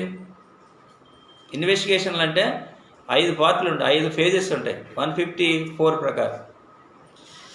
ఒకటి visit the scene of offence, రెండోది కలెక్షన్ ఆఫ్ ఎవిడెన్స్, మూడోది అరెస్ట్, తర్వాత ఐదోది వచ్చి ఇది framing the opinion, find out the accused, అది 4వది. సో ఇట్లా ఈ 5 దశల్లో అరెస్ట్ అనేది ఒక పార్ట్. ఇన్వెస్టిగేషన్లో ఉన్న 5 పార్ట్స్లో అరెస్ట్ అనేది ఒక పార్ట్. ఈ అరెస్టు సంబంధించి ఎస్సీ ఎస్టీ యాక్ట్లో కొన్ని డిఫరెంట్ ప్రొవిజన్స్ ఉన్నాయి. ఇవి కొన్ని కాంట్రవర్సీస్, పర్టికులర్గా డీజే వాళ్ళకి సంబంధించి ఇది అవసరం. ఎందుకంటే ఒకటి ట్రయల్ పార్ట్లో ఇంపార్టెంటు, రెండోది అరెస్ట్కి సంబంధించిన వాటిలో ఇంపార్టెంటు, తర్వాత మూడోది ఈ సెక్షన్ 4 ఇందాక ఏదైతే చెప్పుకున్నామో నెగ్లిజెన్స్ ఆఫ్ పబ్లిక్ సర్వెంట్ అనేది, ఎందుకంటే వీళ్ళు చేయాల్సిన బాధ్యత కాబట్టి. ఈ 3 ఇంపార్టెంట్. ఇక అరెస్ట్కి సంబంధించి దీంట్లో సెక్షన్ 18 ఉంటుంది. సిఆర్పిసిలో ఉన్న 438 ఏదైతే యాంటిసిపేటరీ బెయిల్ ప్రొవిజన్ ఉందో, ఆ anticipatory bail provision section 18 of SC ST act ప్రకారం ఈ యాక్ట్ కింద అఫెన్సులు చేసిన వాళ్ళకి అప్లికబుల్ కాదు అంటే యాంటిసిపేటరీ బెయిల్ వాళ్ళు ఫైల్ చేస్తే it can be refused straight away, because they have no such remedy, apply చేయడానికి వీల్లేదు. దాని మీద చాలాసార్లు సుప్రీంకోర్టుని అప్రోచ్ అవటం, ఛాలెంజ్ చేయటం, సెక్షన్ 18 ఇది వయలేషన్ ఆఫ్ ఆర్టికల్ 14 అని, ఈక్వాలిటీకి ఇది కాంట్రరీ అని చెప్పి చాలా కేసులు చేయటం జరిగింది. చాలాసార్లు supreme court held that it is constitutional because of the special category of the act offences. ఎందుకంటే ఈ అఫెన్సెస్ ఏవైతే చెప్పారో ఈ అఫెన్స్లన్నీ special category, not mentioned in any other law, ఐపీసీలో లేవు.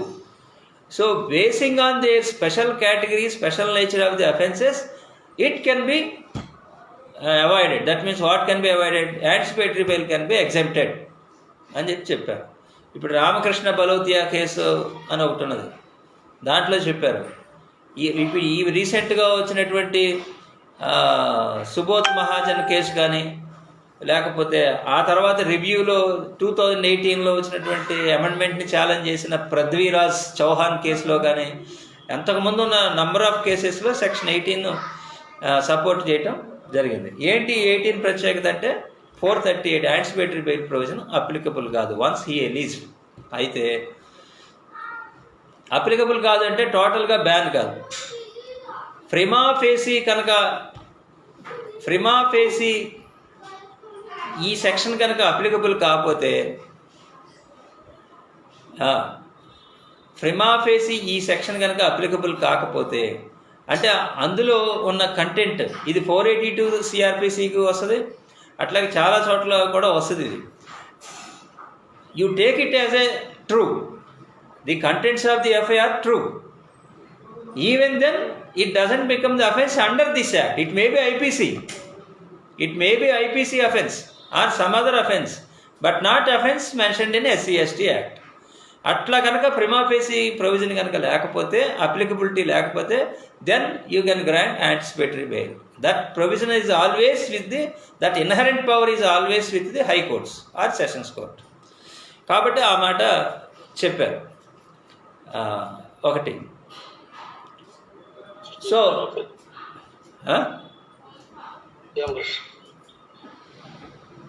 ఇది SC/ST కేసులో ప్రైమా ఫేసి ఉంటే 438 అప్లికబుల్ కాదు. True or false is different.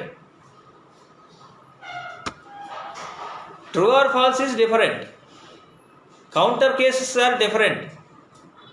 Prima facie వచ్చిందా రాలేదా అంటే దీంట్లో కూడా ప్రిమా ఫేసి అంటే చాలా స్టోరీలు ఉంటాయి. ఇంతకుముందు పబ్లిక్ క్యూ అనేది ఉండేది. ఫోన్లో తిడితే పబ్లిక్ క్యూనా, ఎవరు లేకుండా రూమ్లో తిడితే పబ్లిక్ క్యూనా,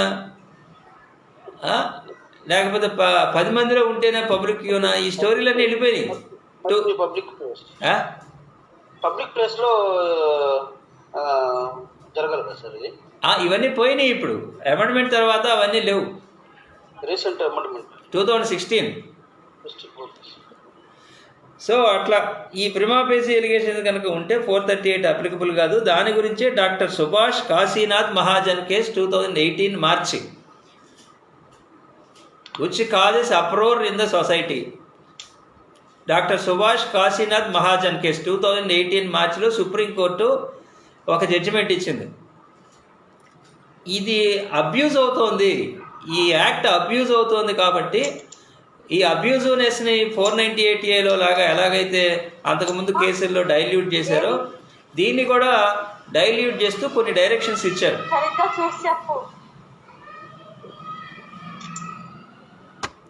దీంట్లో ఉన్న డైరెక్షన్స్ ఏంటంటే, ఈ యాక్ట్ కింద ఎఫ్ఐఆర్ రిజిస్టర్ చేసినట్లయితే వాళ్ళని అరెస్ట్ చేయాలంటే గవర్నమెంట్ ఆఫీసర్ కనుక, పబ్లిక్ సర్వెంట్ కనుక అరెస్ట్ చేయాల్సి వస్తే, గవర్నమెంట్ ఎంప్లాయీని అరెస్ట్ చేయాలంటే ఆయన సీనియర్ ఆఫీసర్ ఒకటి పర్మిషన్ కావాలని, ఎస్పీ ర్యాంక్ ఆఫీసర్లే అరెస్ట్ చేయాలని, అసలు ఒక 7 days పాటు ఎఫ్ఐఆర్ కరెక్టో కాదో ప్రిలిమినరీ ఎంక్వైరీ చేసిన తర్వాతే రిజిస్టర్ చేయాలని, ఇట్లా కొన్ని గైడ్లైన్స్ ఇవ్వటం జరిగింది.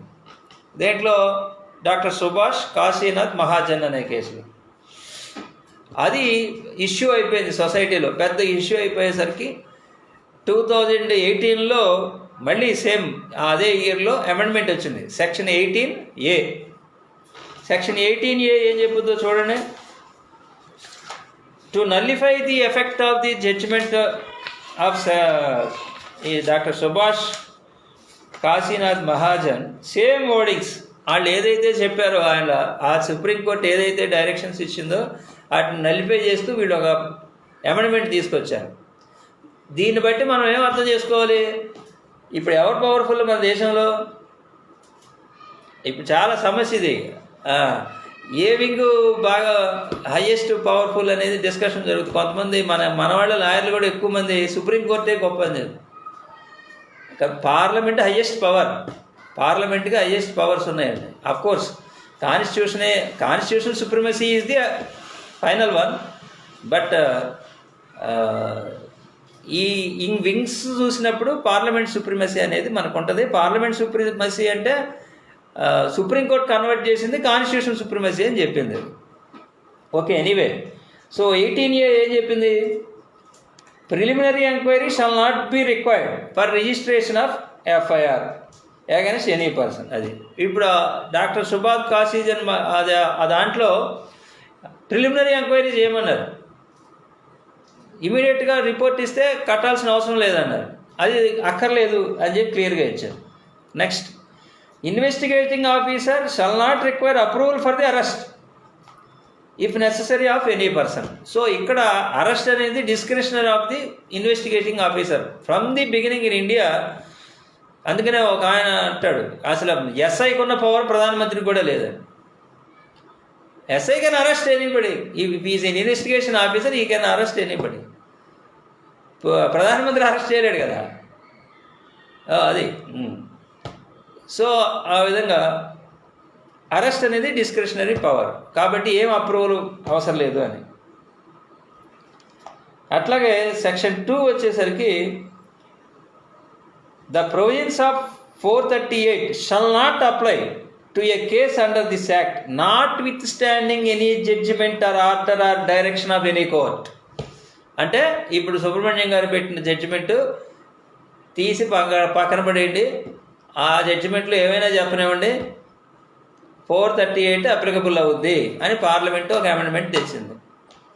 సో ఒక జడ్జిమెంట్ని పక్కన పెడుతూ తీసుకొచ్చిన అమెండ్మెంటు ఒక section 18A. So restored the original position. ఇప్పుడు ఈ 2018 అమెండ్మెంట్ని ఛాలెంజ్ చేస్తూ మళ్ళీ ఒక రిట్ పడింది సుప్రీంకోర్టులో. సో దాన్ని డిస్మిస్ చేశారు. అది వచ్చి పృథ్వీరాజ్ చౌహాన్, PRA, పృథ్వీరాజ్ కాదు, PRU ఉండదు, PRATH. దాని నంబర్ వచ్చి, అంటే రిపోర్టెడ్ అయి ఉంటుంది, రిపోర్ట్ అయింది, మనం ఆ పేరు పెడితే ఎక్కడికైనా పెడితే అక్కడ తెలుస్తుంది. సివిల్ WP వచ్చి 1015/2018 కేసు నంబర్. పృథ్వీరాజ్ చౌహాన్. ఇది రివ్యూ. యాక్చువల్గా ఆ జడ్జిమెంట్లోనే మహాజన్ కేసులో, సుభాష్ మహాజన్ కేసులోనే మన రివ్యూ వేయడం జరిగింది. Central government review it self allowed. ఆ తర్వాత 2018లో WP వేశారు, 2018 అమెండ్మెంట్ని ఛాలెంజ్ చేస్తే ఇట్ వాజ్ డిస్మిస్ చేసేటప్పుడు కూడా మళ్ళీ వాళ్ళు చెప్పింది ఏంటంటే, ప్రిమా ఫేసి అప్లికేషన్ లేకపోతే, ఈ యాక్ట్ అప్లికబుల్ కాకపోతే anticipatory bail can be granted. అట్లాగే 482 అప్లై చేయడానికి ఏవైతే సెటిల్డ్ ప్రిన్సిపల్స్ ఉన్నాయో దాని ప్రకారం అది కూడా ఉన్నది అని చెప్పారు. So this is about arrest. అయితే ఇప్పుడు వచ్చేసరికి దీనికి అఫెన్స్, ఏ అఫెన్స్ అయినా సెక్షన్ 3లో ఉన్న 1లో ఉన్న అఫెన్సులు మీరు చూస్తే ఎంత పనిష్మెంట్, మ్యాక్సిమం పనిష్మెంటు ఎంతండి? 5 years. 5 years. కాబట్టి ఇప్పుడు ఏ జడ్జిమెంట్ అప్లై అవుద్ది?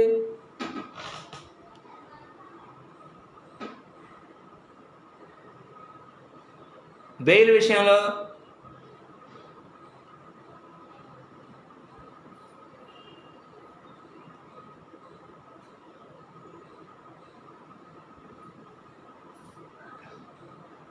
ఏం అప్లై అవుద్ది? Judgement only 5 years. ఏం చేయాలి అరెస్ట్ చేయడానికి ముందు? అర్నేష్ కుమార్ వచ్చేసింది ఇప్పుడు. అందుకని 41A CRPC నోటీస్ ఇస్తారు. ఇప్పుడు అదో గ్రీవియన్స్ కొంతమందికి. యాంటిసిపేటరీ బెయిల్ లేకుండా చేస్తే 41A CRPC ఇచ్చేస్తారు, ఇంకేముంది అందులో? బెయిల్ ఇచ్చినట్టే కదా. సో ఇది ఒక రకం. సో ఇప్పుడు అర్నేష్ కుమార్ది అప్లికబుల్ చేస్తున్నారు కొన్ని చోట్ల. అది కూడా వాళ్ళ ఇష్టం, పోలీసుల ఇష్టం. పోలీసులకి బరువు పడే పరిస్థితిని బట్టి దాన్ని బట్టి వాళ్ళు చేస్తారు, వాళ్ళకి ఏది కావాలంటే అది చేస్తారు. కొన్నిసార్లు అరెస్ట్ చేస్తారు, కొన్నిసార్లు అరెస్ట్ చేయరు, ఏదైనా వాళ్ళ ఇష్టమే కదా. So this is regarding investigation. ఇంకా ఇన్వెస్టిగేషన్లో ఇంక ఇంపార్టెంట్ పాయింట్స్ ఏంటి? ఇది మనం రివ్యూ పార్ట్లో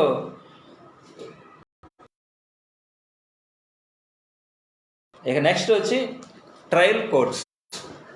ఇది ఒక ఆస్పెక్ట్.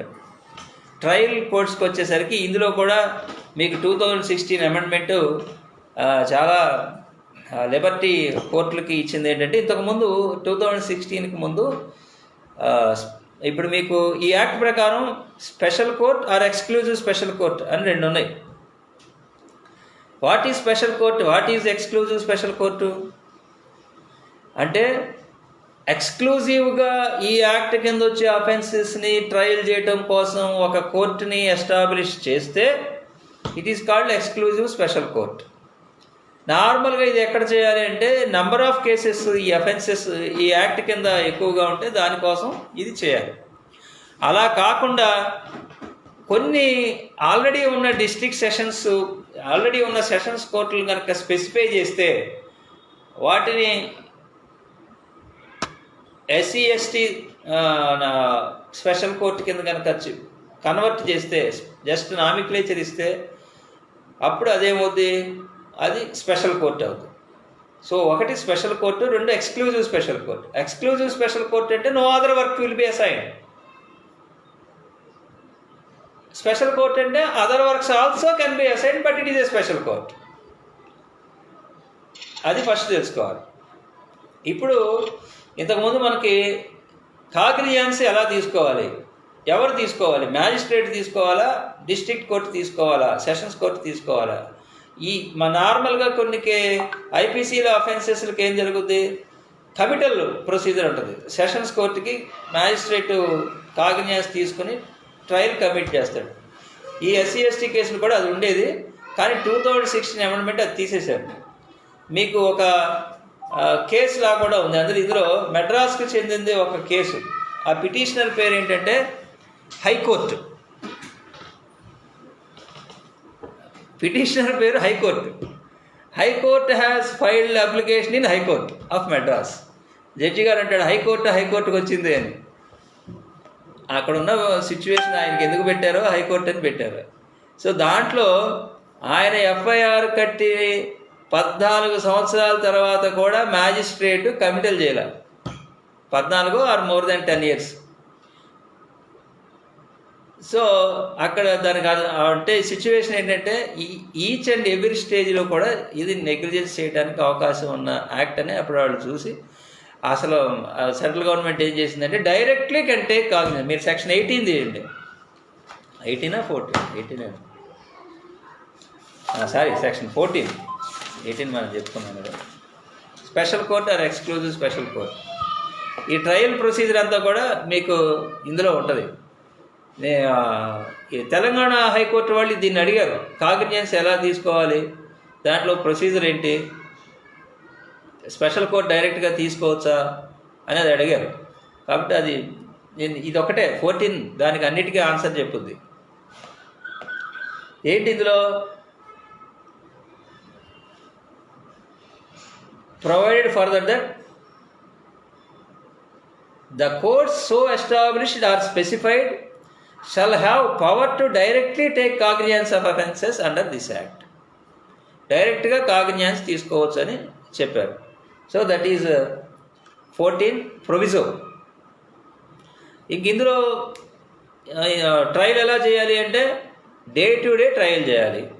ఎడ్జార్న్మెంట్ వీలైనంత వరకు ఇవ్వకూడదు. ఒకవేళ ఎడ్జార్న్మెంట్ ఇవ్వాలంటే నెక్స్ట్ డే మాత్రమే ఇవ్వాలి బై రికార్డింగ్ రీజన్. ఎందుకు ఇవ్వాల్సి వచ్చింది వాయిదా అనేది చెప్పి మరి ఇవ్వాలి, రీజన్ రికార్డ్ చేసి మరి ఇవ్వాలి. అట్లాగే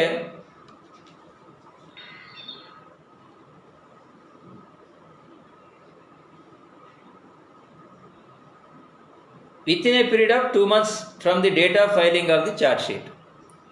ఛార్జ్ షీట్ ఫైల్ చేసిన 2 months లోపు ట్రయల్ కంప్లీట్ కావాలి. State government adequate number of courts establish చేయాలి. It is specific duty of the state government.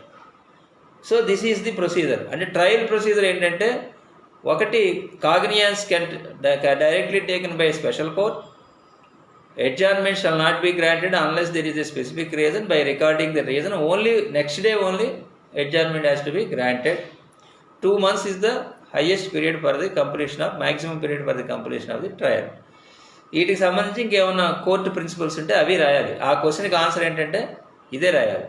ఇంతకుముందు ఇది కూడా చెప్పొచ్చు, before amendment there is a committal procedure but now it has been abolished through 2016 amendment అని కూడా చెప్పచ్చు.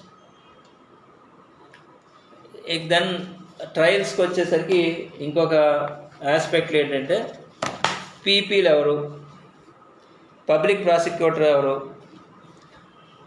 ఈ పబ్లిక్ ప్రాసిక్యూటర్స్ ఎలా అపాయింట్ చేయబడతారు, ఇవి మీకు వచ్చి సెక్షన్ 15లో ఆన్సర్ దొరుకుతాయి.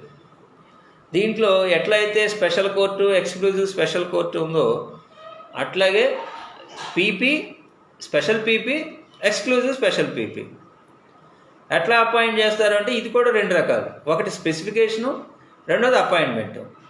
స్పెసిఫికేషన్ అంటే ఆల్రెడీ ఉన్న పబ్లిక్ ప్రాసిక్యూటర్ని స్పెసిఫై చేస్తే ఏవో SC ST court special public prosecutor నువ్వు అంటే అయిపోతాడు. అలా కాకుండా మోర్ దాన్ 7 years స్టాండింగ్ ఉన్న ఎనీ అడ్వకేట్ని can appointed by state government. ఒక ప్యానల్ చూసుకుని ఆ ప్యానల్ ద్వారా చేయొచ్చు.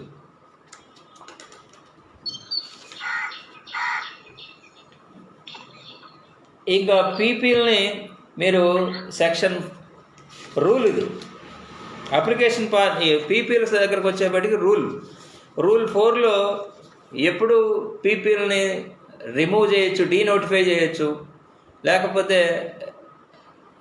పీపీ పనిని కూడా రివ్యూ చేయడానికి ప్రొవిజన్ ఉంది. పీపీ ఎలా పనిచేస్తున్నాడు అనేది మీరు రూల్ 4లో చూస్తే హూ కెన్ కండక్ట్ రివ్యూ అనేది మనకు తెలుస్తుంది. 4 is important. Supervision of prosecution and submission of report. Director of prosecution or in charge of the prosecution, వీళ్ళకి రివ్యూ చేసే పవర్ ఉంటుంది. పీపీ పీరియడ్ ఎంత? 3 years.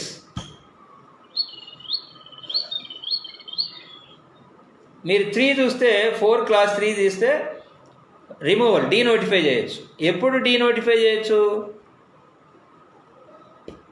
The case to the best of his ability and with due care and caution denotified. అంటే తను ఈ due care and కాషన్గా చేయకపోయినా, best of ఎబిలిటీగా చేయకపోయినా remove చేయవచ్చు. అది 4(3) ప్రకారం డీనోటిఫికేషన్. అలాగే 4 ప్రకారం రివ్యూ ఎవరు చేస్తారంటే డిస్ట్రిక్ట్ మ్యాజిస్ట్రేట్, కలెక్టర్. పీపీ కరెక్ట్గా చేస్తున్నాడా లేదా అనేది collector can conduct review. So ఇది పీపీలకు సంబంధించి.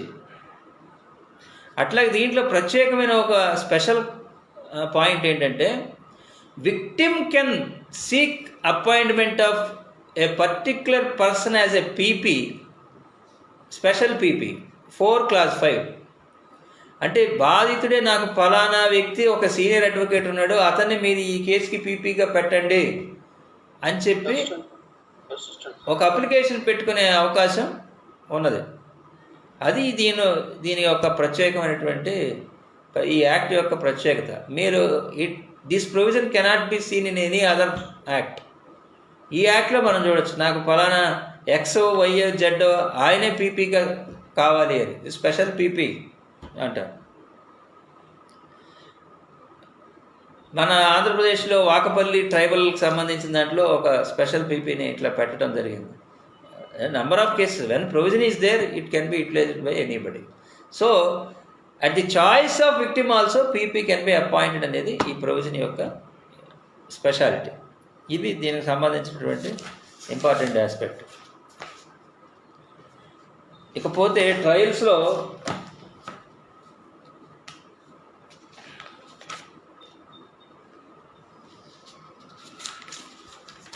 ట్రయల్లో ఉన్నటువంటి ఇంపార్టెంట్ ఆస్పెక్ట్ అదేనండి.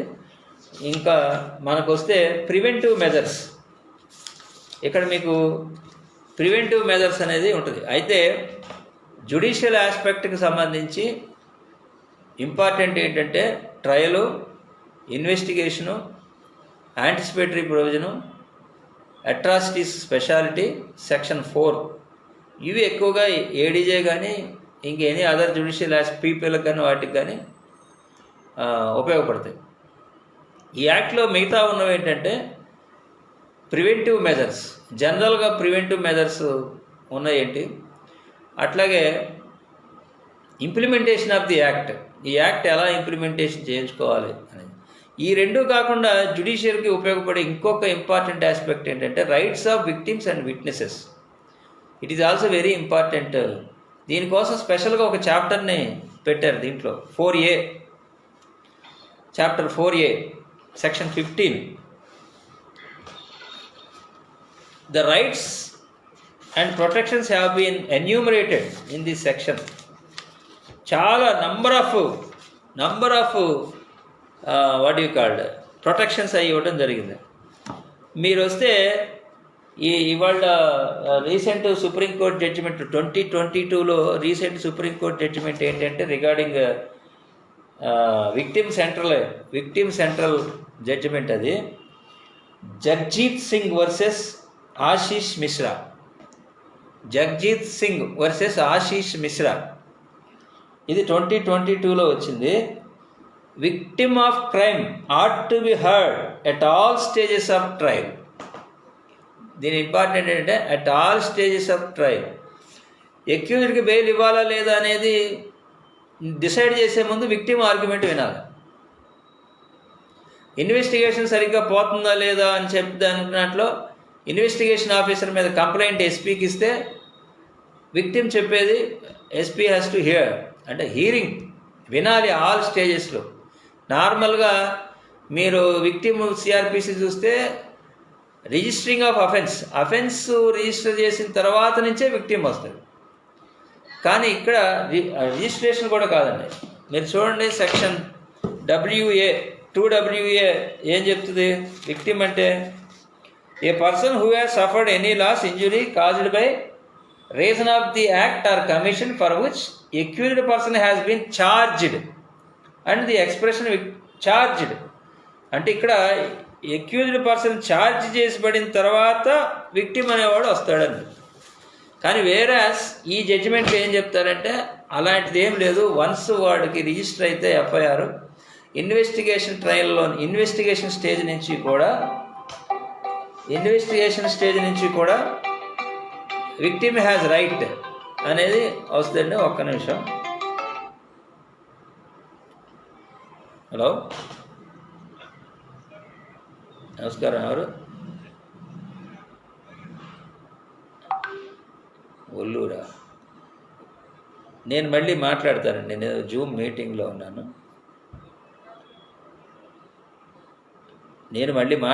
మీటింగ్లో ఉన్నాను అంటున్నా.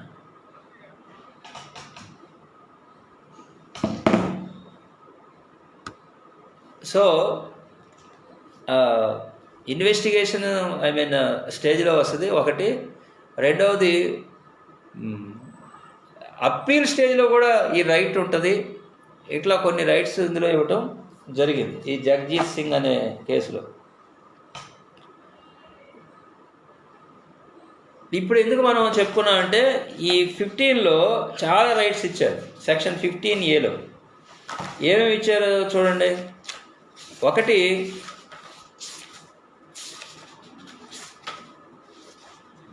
దీనికి మనం అన్నీ అందులో ఉన్నాయి రూల్ ప్రకారం చదువుకుంటే అయితే గుర్తుండదు.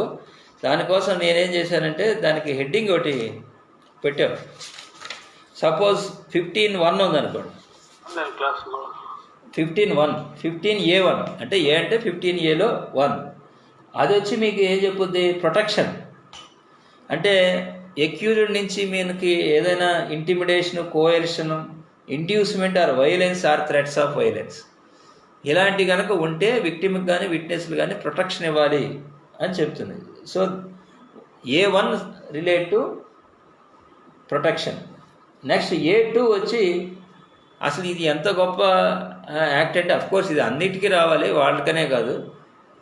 How to deal with the victim అంటే పోలీసులు మామూలుగా రఫ్గా బిహేవ్ చేస్తారు కదా, రెస్పెక్ట్ ఇచ్చి విక్టిమ్ని అతనితో బిహేవ్ చేయాలి అని చెప్తుంది. Due regard to any special need that arises because of the victim's age or gender or educational disadvantage or poverty. A victim shall be treated with fairness, respect and dignity. మొదటి part ఒకటి ఫెయిర్నెస్గా, రెస్పెక్ట్గా, డిగ్నిటీగా deal చేయాలనేది విక్టిమ్ని ఒకటి. Second portion ఏంటి? అతని ఏజ్ని బట్టి, డిసడ్వాంటేజ్ని బట్టి, అంటే ఏదైనా అంగవైకల్యం కానీ ఇట్లాంటివి వీటన్నిటిని బట్టి డీల్ చేయాలి, అవసరమైనది ఇవ్వాలి అని. సో అది 2 సంబంధించి. ఇంకా 15(3) ఏంటంటే 15(a)(3) all court proceedings the victim has a right to know all the court proceedings what are going. అన్ని కోర్టు ప్రొసీడింగ్స్ కూడా ఏం జరుగుతుంది అనేది వాళ్ళకి తెలుసుకునే హక్కు ఉంది, including any bail proceedings. Right to reasonable, accurate and timely notice, అంటే ఆయనకి ఇవ్వాలని, బెయిల్ ఇవ్వాలనుకోండి ముందు ఆయన వాదన ఇవ్వాలి అట్లా. Shall inform the victim about any proceedings under this act. ఈ స్పెషల్ పీపుల్, ఈ ఎక్స్క్లూజివ్ స్పెషల్ పీపుల్ ఉంటారు కదా, వాళ్ళన్నీ కూడా ముందు విక్టిమ్కి చెప్పాలి. అది 3. మీరు 4 వచ్చేసరికి right to introduce evidence. I mean victim can ఎవిడెన్స్ని ప్రొడ్యూస్ చేసుకోవచ్చు. Right to apply to the special court as the case to summon parties for production of any documents, material, witness or examine the persons present. నార్మల్గా పీపీలు చేయాలి, వీళ్ళు కూడా చేసుకోవచ్చు, కోర్టుకి డైరెక్ట్గా అప్లై చేసుకోవచ్చు అనేది ఉన్నది. అదే 5 వచ్చేసరికి hear shall be entitled to be heard at any proceeding under this act. ఏ ప్రొసీడింగ్లోనైనా వాదనలు వినిపించుకునే హక్కు ఉన్నది. ఇంపార్టెంట్గా, if that proceedings is in favour of the accused, definitely it should be heard by the victim before giving that benefit. Discharge చేసిన, bail release చేసిన, parole ఇచ్చిన, కన్విక్షన్ ఇచ్చిన, సెంటెన్స్ తగ్గించిన, any connected proceedings, arguments and file return submission on conviction, acquittal or sentencing. ఇటన్ని ఆస్పెక్ట్స్లో కూడా విక్టిమ్ని వినాలి అనేది 5 చెప్తుంది. ఇంకా 6 వచ్చి ఇవి మన అలవెన్స్లండి.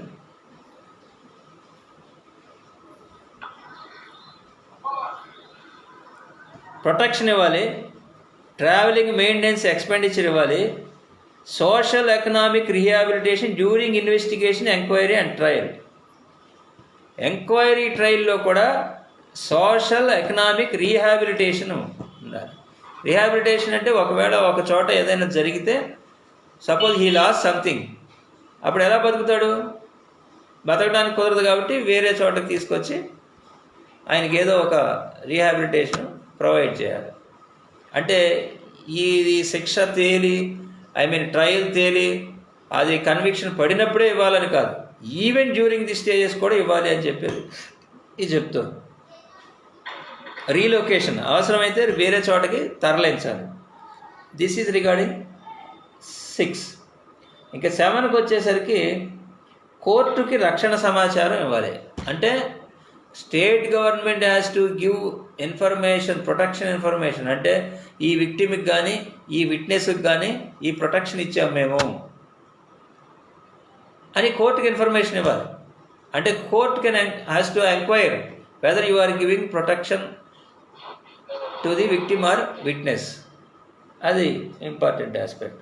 నెక్స్ట్ 8 వచ్చేసరికి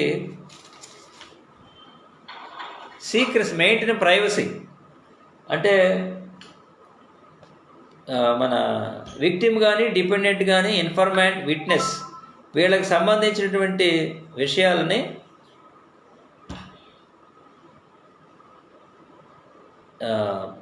ప్రైవసీని మెయింటైన్ చేయాలి. Concealing the names and address of the witnesses in its orders or judgements or any records of the case accessible to the public. ఇది జడ్జీలు, మన ఏడీజీ వాళ్ళు ఇది ఇంపార్టెంట్ అనండి. ఎందుకంటే దీన్ని సేవ్ చేసుకో, వాళ్ళ జడ్జిమెంట్లో ఇది రాకూడదు కాబట్టి కన్సీల్ చేయాల్సిన అవసరం ఉంది. Issuing directions for non disclosure of the identity and addresses of the witnesses. అంటే కొన్ని సెన్సిటివ్ కేసుల్లో ఈ విట్నెస్లు వీళ్ళ విషయాలకు సంబంధించి బయటికి డిస్క్లోజ్ చేయొద్దు అని చెప్పి డైరెక్షన్స్ ఇవ్వచ్చు. Take immediate action in respect of any complaint relating to harassment of victim, informant or witness and on the same day if necessary pass appropriate orders or protection. So ఇది కూడా judicial డ్యూటీనే కాబట్టి we have to note it. అదే రోజు అవసరమైతే వాళ్ళకి protection కావాల్సినటువంటి directions ఇవ్వచ్చు. సో ఇవన్నీ 2 monthsలో కంప్లైంట్ వచ్చిన 2 monthsలోనే కంప్లీట్ చేయాలనేది ప్రొవిజన్లో చెప్పారండి. నెక్స్ట్ 9 వచ్చేసరికి వీటికి సంబంధించి అంటే విట్నెస్ని థ్రెట్ చేయటం కానీ విక్టిమ్ని థ్రెట్ చేయటం కానీ ఇలాంటి విషయాల్లో ఎఫ్ఐఆర్ ఇమ్మీడియట్గా రిజిస్టర్ చేయాలని. అఫెన్స్ కాదు, ఆ అఫెన్స్ కోసం సపరేట్ అది అక్కడే ఉంది, మనకి 5లో ఉంది, రూల్ 5లో ఉంది. ఇక్కడ ఏంటంటే ఈ విక్టిమ్లు విట్నెస్లకు సంబంధించిన ఎవిడెన్స్లు ఇచ్చేటప్పుడు థ్రెటనింగ్లు ఇవన్నీ కనుక ఉంటే దానికి ఎఫ్ఐఆర్ రిజిస్టర్ చేయాలి ఇమ్మీడియట్గా అనేది, కాపీ ఒకటి ఇవ్వాలి అనేది. ఇక వీడియో రికార్డింగ్, ఇవన్నీ కూడా వీడియో రికార్డింగ్ చేయాలనేది సెక్షన్ రూల్ 15 క్లాస్ 10 15Aలో 10 అన్నీ కూడా వీడియో రికార్డింగ్ చేయాలనేది. అట్లాగే 15A11 ప్రకారం గవర్నమెంట్ ఒక స్కీమ్ అరేంజ్ చేయాలి. ఈ విట్నెస్లకి విక్టిమ్లకి ఏ విధంగా రైట్స్ డ్యూటీస్ రైట్స్ని ప్రొటెక్ట్ చేయడానికి వాళ్ళు ఏం చేయబోతున్నారు, వాళ్ళకి స్కీమ్ ఒకటి అనౌన్స్ చేయాలి. ఇకపోతే కొన్ని ఎన్యూమరేట్ చేశారు 11లో కొన్ని స్పెసిఫిక్ యాక్సెసింగ్ టు జస్టిస్, విక్టిమ్లకి విట్నెస్లకి జస్టిస్ యాక్సెస్ అయ్యే విధంగా ఏమేం చేయాలో చెప్పారు. అది మీరు చదువుకున్న అర్థమవుతుంది. 1-2 చదివి వినిపిస్తాం మీకు. అంటే to provide a copy of the FIR free of cost, immediate relief in cash or kind to atrocity victim or their dependents. ఇవట్లా కొన్ని ఇచ్చారు, మనం చదివిన అర్థమైపోతాయి. అంటే దీన్ని బట్టి మనం అర్థం చేసుకోవాలి. ఎఫ్ఐఆర్ కాపీ ఫ్రీగా ఇవ్వాలి, ఇన్సిడెంట్ జరిగిన వెంటనే వాళ్ళకి ఇమ్మీడియట్ రిలీఫ్ ఇవ్వాలి, ఇలాంటివన్నీ ప్రొటెక్షన్ ఇవ్వాలి. ఇంత కాదు. అలా కాకుండా ఇందులో ఉన్న ఒక ప్రత్యేకత ఏంటంటే, నార్మల్ ప్రిన్సిపల్ ఏంటంటే క్రిమినల్ లాలో anybody can move, anybody can set in to the motion of criminal law. Criminal లాని ఎవరైనా చేయొచ్చు, కానీ కొన్ని చోట్ల అది ఇబ్బంది అవుతుంది. అంటే ఇండివిజువల్, ఇప్పుడు సపోజ్ ఇప్పుడు మనం ఇది చూసామనుకోండి 494 మ్యారేజెస్కి సంబంధించిన అఫెన్సెస్ ఉన్నాయనుకోండి, అక్కడ ప్రొటెక్షన్ ఉంది. Only spouse can give complaint, అదర్స్కి ఇవ్వడానికి లేదు. అట్లా కొన్ని విషయాల్లో కొంత రిస్ట్రిక్షన్ ఉంటుంది. కానీ మీరు ఇక్కడ స్పెసిఫిక్గా ఈ యాక్ట్ ఏం చెప్తుందంటే, victim can take the help of non government organisation NGOs help ఖచ్చితంగా తీసుకునే హక్కు విక్టిమ్స్కి ఉంది. Even advocates from the non government organisation, social workers or advocates నుంచి కూడా హెల్ప్ తీసుకునే హక్కు ఉంది అని చెప్పి చెప్తుంది. So all these are the rights and protections of the victim and witnesses. ఇట్లా ఒక ప్రత్యేకమైనటువంటి చాప్టరే దీనికోసం ఇవ్వటం జరిగింది. ఇంకా ఇందులో ఉన్న ఇంకో అనదర్ స్పెషల్ ఫీచర్ ఏంటంటే రివ్యూస్.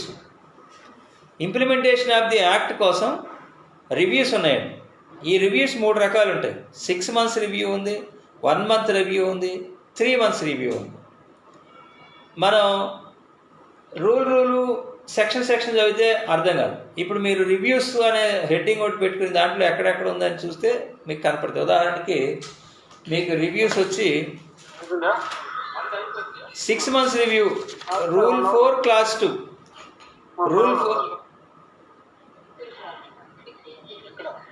రూల్ 4 క్లాస్ 2 చూస్తే మీకు అక్కడ 6 months రివ్యూ కనపడుతుంది.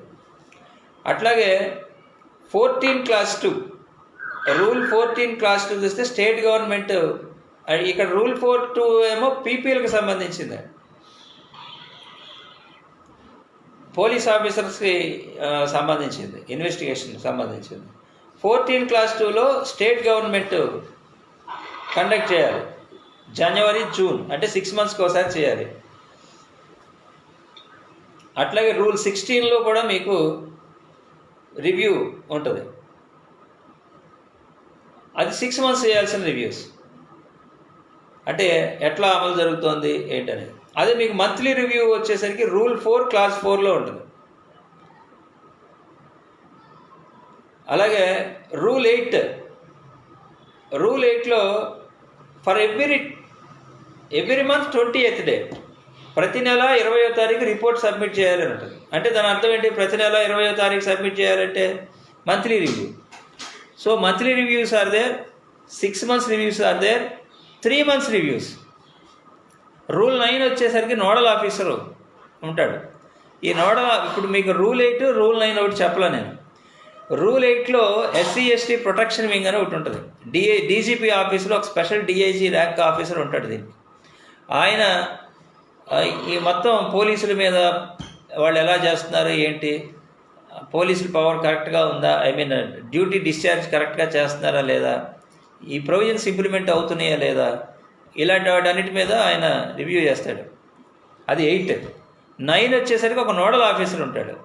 ఈయన కాంపన్సేషన్ అందిందా లేదా, ఇట్లా మళ్ళీ ప్రొవిజన్స్ అన్నీ ఇంప్లిమెంట్ అవుతున్నాయా లేదా, ఇలా దానికి రూల్ 9 ఉంటుంది. సో రూల్ 9 వచ్చేసరికి 3 months రివ్యూ ఉంటుంది. అట్లాగే రూల్ 4, 6, 8 వీటన్నిటిలో కూడా 3 months రివ్యూ ఉంటుంది. అలాగే ఈ విజిలెన్స్ కమిటీలు ఉంటాయి. ఇక్కడ మనకి ఈ ప్రొవిజన్స్ ఇంప్లిమెంటేషన్ గురించి చూడటానికి state level SC/ST monitoring and vigilance committee అని ఉంటుంది. దీంట్లో సోషల్ సర్వీస్ చేసే వాళ్ళని ప్లస్ కొంతమంది గవర్నమెంట్ ఆఫీసర్స్ని వీళ్ళందరినీ కలిపి ఒక కమిటీ వేస్తారు. అది స్టేట్ లెవెల్ ఉంటుంది, డిస్ట్రిక్ట్ లెవెల్ ఉంటుంది, సబ్ డివిజనల్ లెవెల్ ఉంటుంది. ఈ స్టేట్ లెవెల్ ఉండేవాళ్ళు మనకి 3 months review, district and sub divisional లెవెల్లో ఉండేవాళ్ళు ఈ 3 months రివ్యూ అనేది చేయాలి. అట్లాగే రూల్ 311 ప్రకారం స్టేట్ గవర్నమెంట్ 3 months రివ్యూ చేయాలి. సో ఇవి ఎందుకు ఇన్ని రివ్యూలు, ఇంతమంది ఇంప్లిమెంటేషన్ అంటే ఈ చట్టం అమలు జరుగుతుందో లేదో అని పార్లమెంట్కి డౌట్. అందుకని ఇన్ని ప్రొవిజన్స్ ఇదంతా ఇవ్వడం జరుగుతుంది. అసలు సెక్షన్ 21లో అయితే స్పెసిఫిక్గా స్టేట్ గవర్నమెంట్ దీన్ని ఇంప్లిమెంట్ చేయాలి, దానికి సో అండ్ సో స్టెప్స్ తీసుకోవాలి అని చెప్పి ఇవ్వటం జరుగుతుంది. అలాగే సెక్షన్ 14, 15కి వెళ్తే బడ్జెట్ కేటాయించాలి, ఒక కంటింజెన్సీ స్కీమ్ ఏర్పాటు చేయాలనేది చెప్తారు. సరే, ఇవి మనకి అంత పెద్ద ఇంపార్టెంట్ కాదండి. కానీ దీంట్లో ఇంకొక ఇంపార్టెంట్ ఆస్పెక్ట్ ఉన్నది ఏంటంటే how many types of punishments are there under SC/ST act. ఇదొకటి ఇంపార్టెంట్. దీంట్లో మనకి 4 రకాల పనిష్మెంట్ ఒకటి ఉన్నాయండి. ఒకటి ఇంప్రిజాన్మెంట్. ఇప్పుడు ఇంప్రిజాన్మెంట్ అంటే సెక్షన్ 3లో చివరికి వస్తుంది 5 years ఇంప్రిజాన్మెంట్, ఫైన్. రెండోది ఫైన్. ఈ ఫైన్ వచ్చేసరికి it is a type of punishment. There is no limit for imposing of fine. దీనికోసం సెక్షన్ 7లో ఏంటంటే మీరు అటాచ్ చేయొచ్చు ప్రాపర్టీస్ అని 7(2) రూల్ 7(2) చూడండి. దాంట్లో ప్రాపర్టీస్ని అటాచ్ చేయొచ్చు అని చెప్తారు. అంటే ప్రాపర్టీస్ని సెక్షన్ 7 ప్రాపర్టీస్ని అటాచ్ చేయొచ్చు అంటే నీకు ఫైన్ ఇంత అని లేదు, అన్లిమిటెడ్. నువ్వు ఎంత ఫైన్ అని వేసుకో, ఆ ప్రాపర్టీస్ని బట్టి రికవర్ చేసుకో అనేది చెప్పారు. కాబట్టి ఒకటి imprisonment, 2 attachment and sale of properties, 3వది ఫైను. తర్వాత వచ్చి ఎక్స్టర్న్మెంట్. సెక్షన్ 10లో ఎక్స్టర్న్మెంట్ ఉంటుంది, బహిష్కరించడం, ఆ ఏరియా నుంచి అవతలకి పంపించేయడం. దాంట్లో దీన్ని ఎప్పుడు లోపలికి తీసుకురావాలి, ఎప్పుడు ఎగ్జామ్షన్ ఇవ్వచ్చు, ఎప్పుడు దీన్ని ఎత్తేయాలి, మ్యాక్సిమం టైం లిమిట్ ఎంత, ఎక్స్టర్న్మెంట్, ఇవన్నీ సెక్షన్ 10లో ఉంటాయి. అట్లాగే సెక్షన్ 16లో imposing of collective fine. Protection of civil rights యాక్ట్లో సెక్షన్ 10A ఏదైతే ఉందో ఇంపోజింగ్ ఆఫ్ కలెక్టివ్ ఫైన్ అనేది ద సేమ్ సెక్షన్ తీసుకొచ్చి దీంట్లో కలెక్టివ్ ఫైన్ అంటే ఏంటి, ఒక ప్రత్యేకమైన ఒక ఏరియా వాళ్ళు ఏ సోషల్ బాయ్కాటో ఎకనామిక్ బాయ్కాటో అదర్ దాన్ SC/ST పీపుల్ మీద చేస్తున్నారు అనుకోండి, దాని మీద గవర్నమెంట్ కలెక్టివ్గా అందరి దగ్గర నుంచి డబ్బులు వసూలు చేయమని ఫైన్ చేయదు. ఎప్పుడు ఫైన్ ఇంపోజ్ చేయొచ్చు, ఎట్లా అనేది మళ్ళీ దాంట్లో 16లో ఉంటాయి. అంటే ఎంకరేజ్ ఎబెట్ చేస్తున్నా, షెల్టర్ ఇస్తున్నా, ఏది సేమ్ అఫెన్సెస్ని చేయమని చెప్పి ఇలాంటి సిచ్యువేషన్లో ఉంటాయి. So this type of punishments, ఎన్ని రకాల పనిష్మెంట్లు ఉన్నాయి అనేది కూడా important. So this is the broad provisions of the act. మనకి ఏడీజీ వాళ్ళకి సంబంధించి కావాల్సిన ఇంకా చాలా చిన్న చిన్న విషయాలు, ఈ ఇంప్లిమెంటేషన్ వాటికి సంబంధించినవి, లేకపోతే ప్రొటెక్షన్స్, ప్రివెంటివ్ మెజర్స్ ఉన్నాయి, సపరేట్గా ఉన్నాయి ప్రివెంటివ్ మెజర్స్. కానీ నాకు తెలిసి మనకి ఎగ్జామ్లో ప్రివెంటివ్ మెజర్స్ తక్కువ, ఎందుకంటే అడ్మినిస్ట్రేటివ్ సైడ్ అడుగుతారు కలెక్టర్లకి వాళ్ళకి. కానీ మన జ్యుడిషియల్ సైడ్ కాబట్టి ఇవన్నీ ఎక్కువ అడగకపోవచ్చు. ప్రివెంటివ్ మెజర్స్ అంటే ముందుగా ఇది ప్రోన్ ఏరియా అని డిక్లేర్ చేయాలి. అక్కడ ఒక ఎక్కువగా అఫెన్స్లు ఎక్కడ జరిగితే అక్కడ ఒక స్పెషల్ ఆఫీసర్ని అపాయింట్ చేయాలి. అక్కడ వాళ్ళకి ఇమీడియట్గా స్పాట్ ఇన్వెస్టిగేషన్, స్పాట్ ఇన్స్పెక్షన్ చేయాలి. ఇలా చాలా ఉన్నాయి ప్రివెంటివ్ మెజర్స్. అవి బహుశా మనకి అంత రిలవెంట్ కాదు. ఇవి కాకుండా నార్మల్గా అబ్యూస్ అనే దాన్ని ఎక్కువగా కోర్టులు తీసుకుంటాయి. అబ్యూస్ అనే దాన్ని తీసుకుని దీన్ని ఇప్పుడు ప్రమోద్ మహాజన్ కేసు రావడానికి కారణం కూడా అబ్యూస్ అనేది ఇంపార్టెంట్. అయితే జనరల్ డిస్కషన్ ఏంటంటే, ఈ యాక్ట్ పక్కన పెడితే నేను చేసే డిస్కషన్ ఏంటంటే, అసలు ఒక any provisions of the act కానీ, పోలీస్ పవర్ని కానీ, అరెస్టులు ఇది కానీ, లాని అబ్యూస్ కానీ, ఒక normal man can abuse the law or process of the law అనేది నా క్వశ్చన్. ఒక నార్మల్ మ్యాన్ మ్యాక్సిమం ఏం చేయగలుగుతాడు? He can set the law into motion. అంటే ఏం చేస్తాడు? ఒక ఫాల్స్ కంప్లైంటే ఇచ్చాడు అనుకుందాం. ఏం చెప్తాడు? ఒక అఫెన్స్ జరగకపోయినా జరిగిందని చెప్పి ఒక SHOకి ఒక కంప్లైంట్ ఇవ్వగలుగుతాడు. దాని తర్వాత అతను ఏం చేయగలుగుతాడు? నా క్వశ్చన్ అది. అందరూ అబ్యూజ్ 498 కానివ్వండి, ఇదే కానివ్వండి, అబ్యూజ్ అయిపోవడానికి వ్యక్తులు కారణం అంటారు. అసలు how an individual will cast the abuse? At the best he can produce, he can give a complaint. ఆ తర్వాత చేయాల్సిందంతా ఎవరు? Police, judicial officers and the government or something. ఎందుకంటే ఇప్పుడు police has every power to conduct inspection. You have every power to write it is a false case, it is referred as a false or something. అన్ని కేసుల్లో కూడా there is no rule to police to file charge sheet. నిన్ను ఎవరు arrest చేయమన్నారు? You have every power, discretionary power. నువ్వు arrest చేయమాకు. If it is false case, you don't arrest. If there is no evidence, you don't arrest. If there is no evidence, you don't file charge sheet. 90% కేసులు falls అయినా కూడా charge షీట్లు వేసేస్తారు. అన్నీ ఎక్విటల్సే. ఎందుకు చేయరండి? కాబట్టి అబ్యూస్ ఎక్కడ జరుగుద్ది అంటే పోలీస్ దగ్గర జరుగుద్ది, లాయర్స్ దగ్గర జరుగుద్ది, జ్యుడిషియరీలో జరుగుద్ది. అది జ్యుడిషియరీ జరుగుద్ది అంటే నార్మల్గా గ్రౌండ్స్ ఉంటాయి. నువ్వు ఎక్విటల్స్ ఇవ్వండి, డిశ్చార్జ్ చేయండి ఒకవేళ ఫాల్స్ కేసులు అంటే. Because everything is in your hands. వాడి దగ్గరే ఉంటుంది. ఒక కంప్లైంట్ ఇచ్చేవాడు అబద్ధం మా అయితే తప్పుడు సాక్ష్యాలను ఎవడో ఒకరిని తీసుకురాగలుగుతాడు, చెప్పడానికి సపోర్ట్ ఫ్రెండ్ని, ట్రయల్ స్టేజ్ దాకా వస్తే. కానీ ఇన్వెస్టిగేషన్ స్టేజ్లో చేయొచ్చు కదా. కాబట్టి అబ్యూజ్ అనేది, I'm not talking about this act, any other act, అతను చేయగలిగేది, ఒక ప్రైవేట్ ఇండివిజువల్ సిటిజన్ చేయగలిగేది చాలా తక్కువ రోల్ అనేది నా ఒపీనియన్. అది it is only for our డిస్కషన్కి అంతే. అదే మన జడ్జీలు, లాయర్లు కాబట్టి డిస్కస్ చేయడానికి ఇది ఒక జస్ట్ సబ్స్టాన్స్ ఫుట్ ఫోర్ చేసాను. This is about SC/ST act. Doubts ఉంటే చెప్పండి, లేకపోతే క్లోజ్ చేయాలి.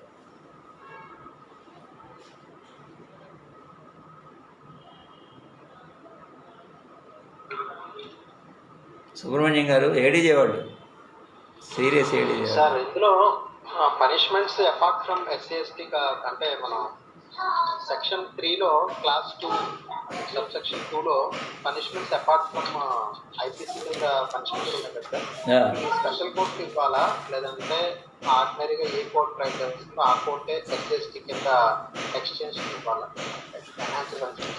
అసలు ఆర్డినరీ కోర్టు ఈ అఫెన్సెస్ని డీల్ చేసే ఛాన్స్ ఎక్కడ ఉంటుందండి? అఫెన్స్ మరి ఇక్కడ IPCలో ఉంటుందండి. ఐపీసీ అఫెన్స్ మామూలుగా ఆర్డినరీ కోర్టు ట్రైల్ అవుతుంటుంది. SC/ST అని చెప్పి అప్పుడు నాలెడ్జ్ వస్తుంది.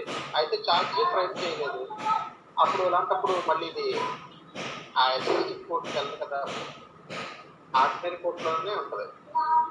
అంటే if there is no section relating to SC/ST act అప్పుడు IPCలోనే ఉంటుంది, ఆర్డినరీ కోర్టులోనే ఉంటుంది. Once it is registered also under the provisions of SC/ST act, automatically it should go to the special court. అంటే ఇప్పుడు IPC ప్లస్ ఇది ఉందనుకోండి, అటువంటప్పుడు ఇది ఎక్కడ ట్రయల్ జరుగుద్ది? SC ST special. అంతే కదా. In the absence of SC/ST provisions it can be tried by normal court. Once it is also registered, మొత్తం SC/ST అక్కర్లేదు, ఐపీసీ ఉండి ఇంక్లూడింగ్ SC/ST ఉంటే it should be tried by SC/ST కోర్టే కదా.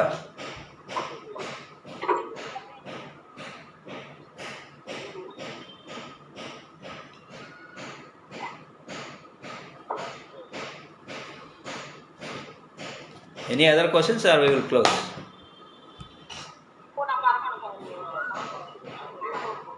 Okay sir, మీ opinions ఏమైనా ఉంటే పెట్టండి గ్రూప్లో, class ఎలా ఉంది ఏంటి అనేది.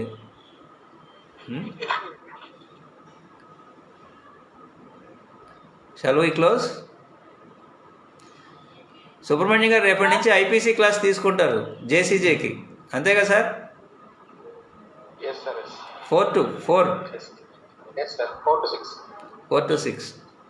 Okay, thank you.